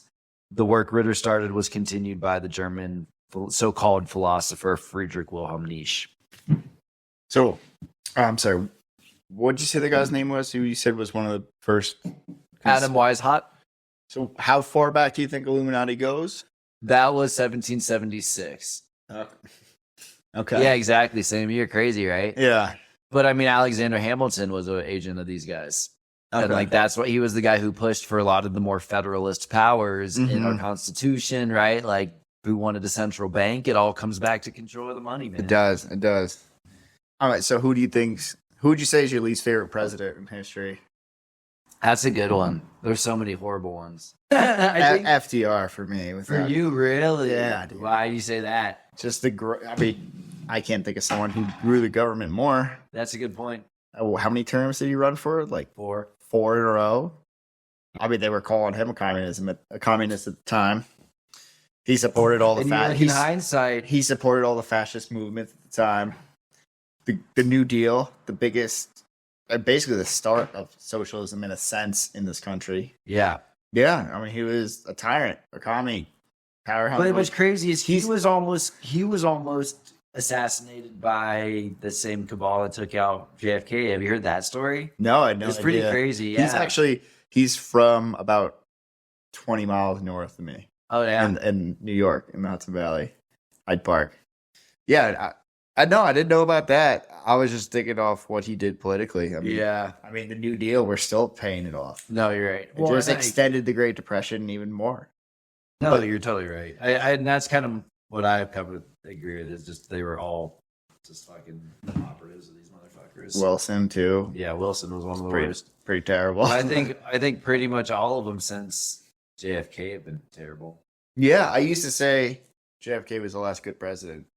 And I remember saying this, like, I'm not, to my libertarian friend back home was like, I'm not a Trump guy, but he's the best president we've had since JFK. No doubt. Hands down. Yeah. Yeah. And I don't even agree with 90% of what he does. Yeah. It's just any little bit of anti-establishment thing. Like, I'm just so hungry for it. And so are the people, which is why Trump had such a movement. I mean, even Obama, even though he was a fucking liar, like he got people excited by claiming to be anti-establishment. So did Bernie Sanders too, but that DNC will eat you alive. Yep. Oh, one thing I remember I used to do to wake people up was play JFK's like last speech About secret societies, that's a great one.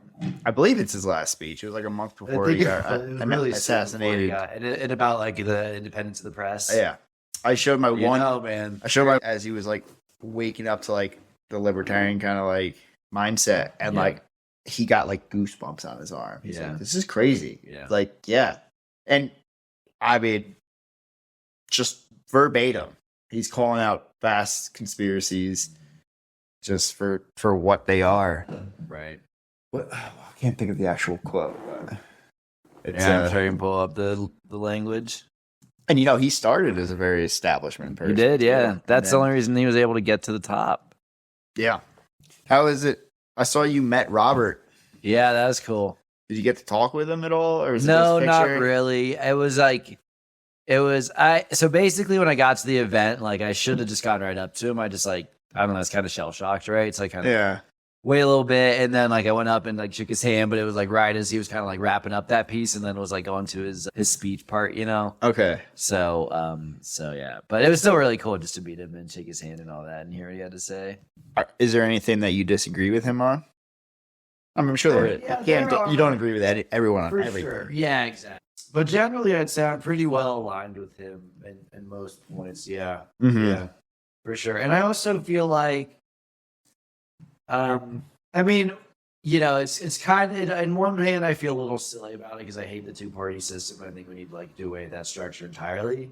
Mhm. But on the other hand, I do feel like, I had bought the propaganda of what the Democratic Party was selling for so long, right? That I almost feel like a bit of a responsibility to come in and say, hey, like we can, like the ideals that we were sold on, even though we were sold them by, snake oil salesmen, like they still are valuable. Like there's real truth in to what, the ideals behind liberalism are supposed to be. So like, I think that it's important to get out there and show examples of what a Democrat can really be, and in regardless even of political party, I think just having politicians that people can look up to and are willing to get out there and just call it like it is and admit the emperor has no clothes. Yeah. I mean, Ron Paul, hands down, my favorite politician of all time. I'm sure you've seen that Jordan Peterson snippet where he's like, you need progressives because sometimes you need to change or you need new ideas, but you need conservatives because sometimes you need to do what you've always done. Something around there. I'm sure I butchered it. I haven't It's seen that, I don't think, actually. Jordan Peterson Yeah. has done some great things. I want to actually start listening to some of his like biblical stuff. I mean, I remember following him. I guess it was when Trump was getting elected, when he first got like, they tried to like cancel him. And it was because he was objecting to some law in Canada that was going to require you to refer to someone as their pronouns, or there was like language in it that would require you to call someone what they wanted to be, and he was like against it as like a free speech thing. It's like a lot of the people I listen to are people from the left that have moved towards like just anti-establishment Sure. figures. I mean, Sure. Jordan Peterson, even Joe Rogan. Not that I really see him as like an intellectual, but like I love how he is. No, because he's out there. He's super smart. He's smart. He's just out there like looking for answers to questions, and he just asks questions curious. and lets people talk. I don't understand the hate that he gets. Once again, it's just the establishment. Like he's questioning the narrative. Like, gotta cancel him. Someone healthy too. Like how CNN like put the filter on his face, but yeah, I mean, I was talking to a friend, and they're like, "Oh, you listen to Rogan?" Like, I hate Rogan. It's like, why? Why? What do you say or do? It's just like, oh, misogynist. He's a racist. What are you talking about? yeah, that's Like, just what you've been told that he is. exactly. Like, go listen to him. He's had someone on that you like.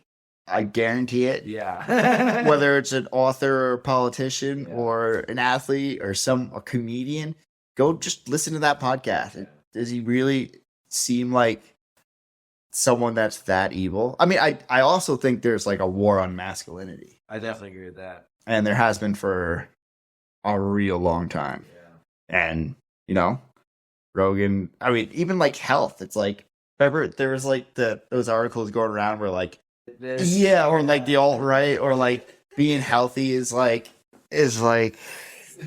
just a alt-right viewpoint. It's like you just don't want people to be able to be self-sufficient and healthy and responsible. Crazy, man. You want reliant people, right? If you're in control, you want people reliant on you, whether it's welfare. Yeah, Distracted, man. you know, it's also so I'm against the welfare state as well. Yeah. Although, I mean, and I would voluntarily donate to welfare or charitable organizations if I believe they're going to something good. Right. Having the state take it from me while people get rich in the meantime, and then it has the opposite effect on society as it wants, like divorce rates being so high, absolutely bad for society. Incentivizing single parenthood and single mothers by giving them money where they are incentivized to have the father out of the life so that they get more money from the government. Right. I mean, it just, a lot of that comes down to just corruption, destroying the family. I mean, Exactly. Well, and then look at like like the BLM movement, like right, that was obviously corrupt from the top down. From the get-go. And then it's like they're fun. Where do they funnel money to? right. Exactly. But then it's like and it's like it's just like they've hijacked the entire like the black community too. It's like they're telling them that it's these cops that are keeping them down. Like it's like it's all misdirection. Not to say there's not corrupt cops, but it's like look at the fucking structure of society where we've made it impossible for African American families to get homes, right? We've locked them into multi-generational cycles of poverty. We've created this prison industrial complex where, to your point about prison incarceration, something like a third of black men will spend time in prison. They're like, right? It's like it's all misdirection from what these real fucking economic drivers are that are continuing to perpetuate the destruction of the nuclear family.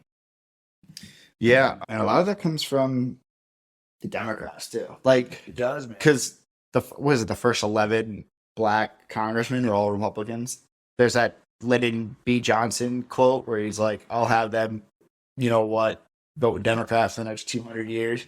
And it's when they started giving out handouts. Because when you're relying on someone, you're not going to take care of yourself, and it's really destroyed all communities. Not even like race doesn't even really matter, but back then did. Yeah. It did. But yeah, the LBG tapes, definitely something to look into. Yeah, interesting. I mean, yeah, I was always really interested in like the history of the parties themselves Yeah. and just, what they've done throughout history, especially the last like 50, 60 years, Yeah. and how little we were taught about it in public school, or at least I was. I don't know. I was also raised in a very almost liberal. It was weird. It was a very weird mix because some of like the rural people in my neighborhood were like pretty conservative, but then like being right next to New York City, we had like some of the most liberal people you can imagine, and especially by the time I was like deciding to move, it was just like I just couldn't be it there. I mean, Denver's relatively purple. Not Denver. Denver's blue, but Colorado's relatively purple. So I'm a little more comfortable because that's kind of how I grew up. But like New York just got so blue. It's like unbearable. I didn't have much in line with anyone there anymore other than just like my friends. I just felt ostracized by the state and the city. Have you felt ostracized by just generally like your overall skepticism of the establishment? I used to more. To be honest, a lot of my left-wing friends just stopped talking to me, at least the ones from high school. Or we just sort of like, we disagree on politics and that's fine. Yeah. But there's not that. The only ones who could do that only like loosely follow it. Yeah. Like people, exactly. Like the people, like they're just like, oh, like, I don't know. I went Headline readers. Yeah. I went to college. Like climate change is real. I'm vaccinated. But like, they don't go past that. But the people who are like, actually like, I'm supporting Bernie Sanders or like I'm super far left, like they're like, fuck this kid.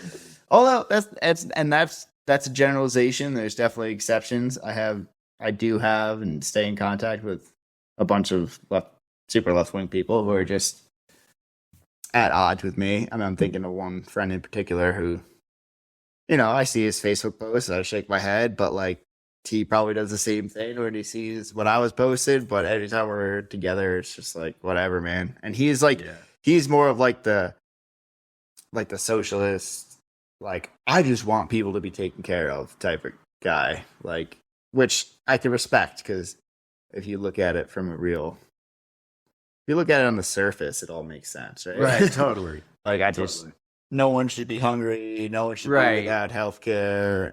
I get it. I get the compassion, but I'm just too much like, does it? What happens when government provides healthcare? Right. Like, where's the incentive? Right.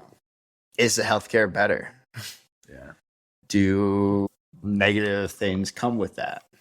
Well, Tolon, man, this has been a fucking blast of a conversation. Yeah.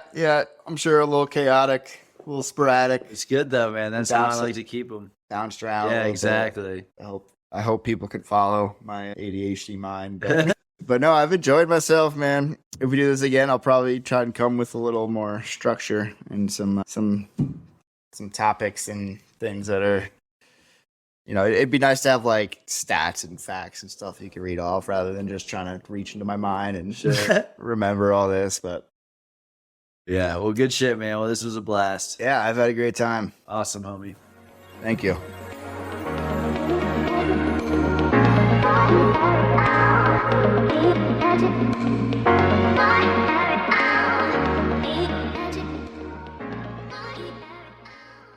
Thank you all for listening, and I hope you enjoyed the episode. In this conversation, Tolon and I discussed the polarization of the American public.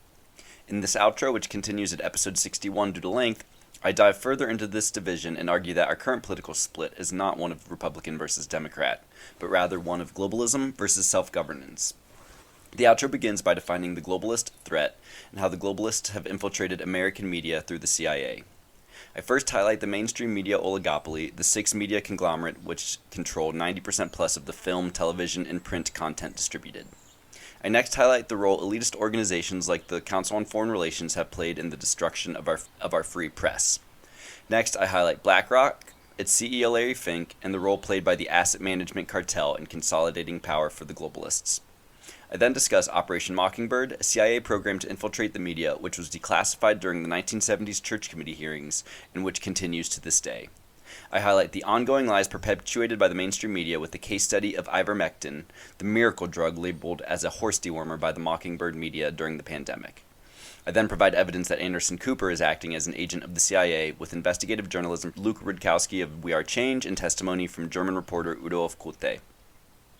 I next discuss the role the CIA has played in Silicon Valley since its infancy, then dive into specific examples of the big tech oligopoly's corruption.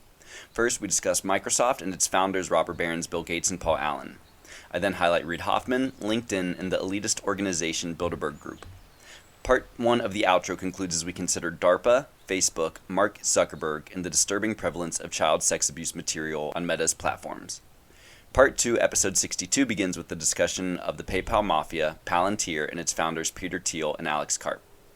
I then highlight the corruption and censorship rampant at Google and supported by its founders executives Sergey Brin, Larry Page, and Eric Schmidt.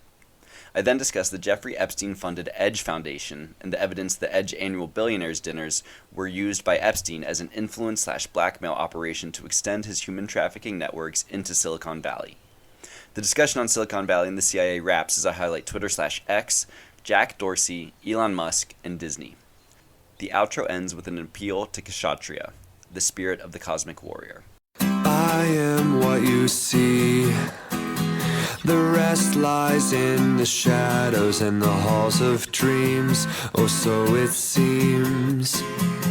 You might call this free, but the shackles hide in your mind and your memory, your memory.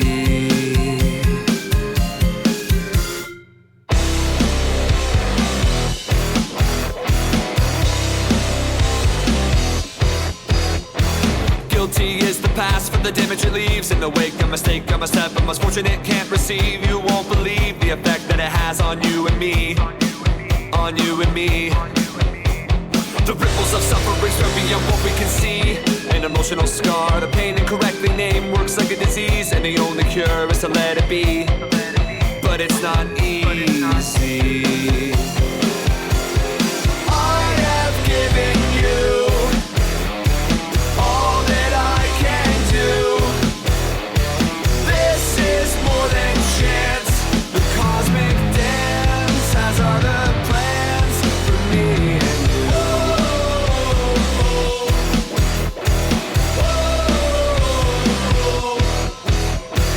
Oh, how can this be? We were born to fight the struggle of vitality. It's what we breathe. But why should the fault of another be burdening me? Forget about balance, fairness, justice, rationality. If not our thoughts, what holds the key? What holds the key? When did you abandon sanctity? Is it us? Could it be that we can't comprehend your harmony? No.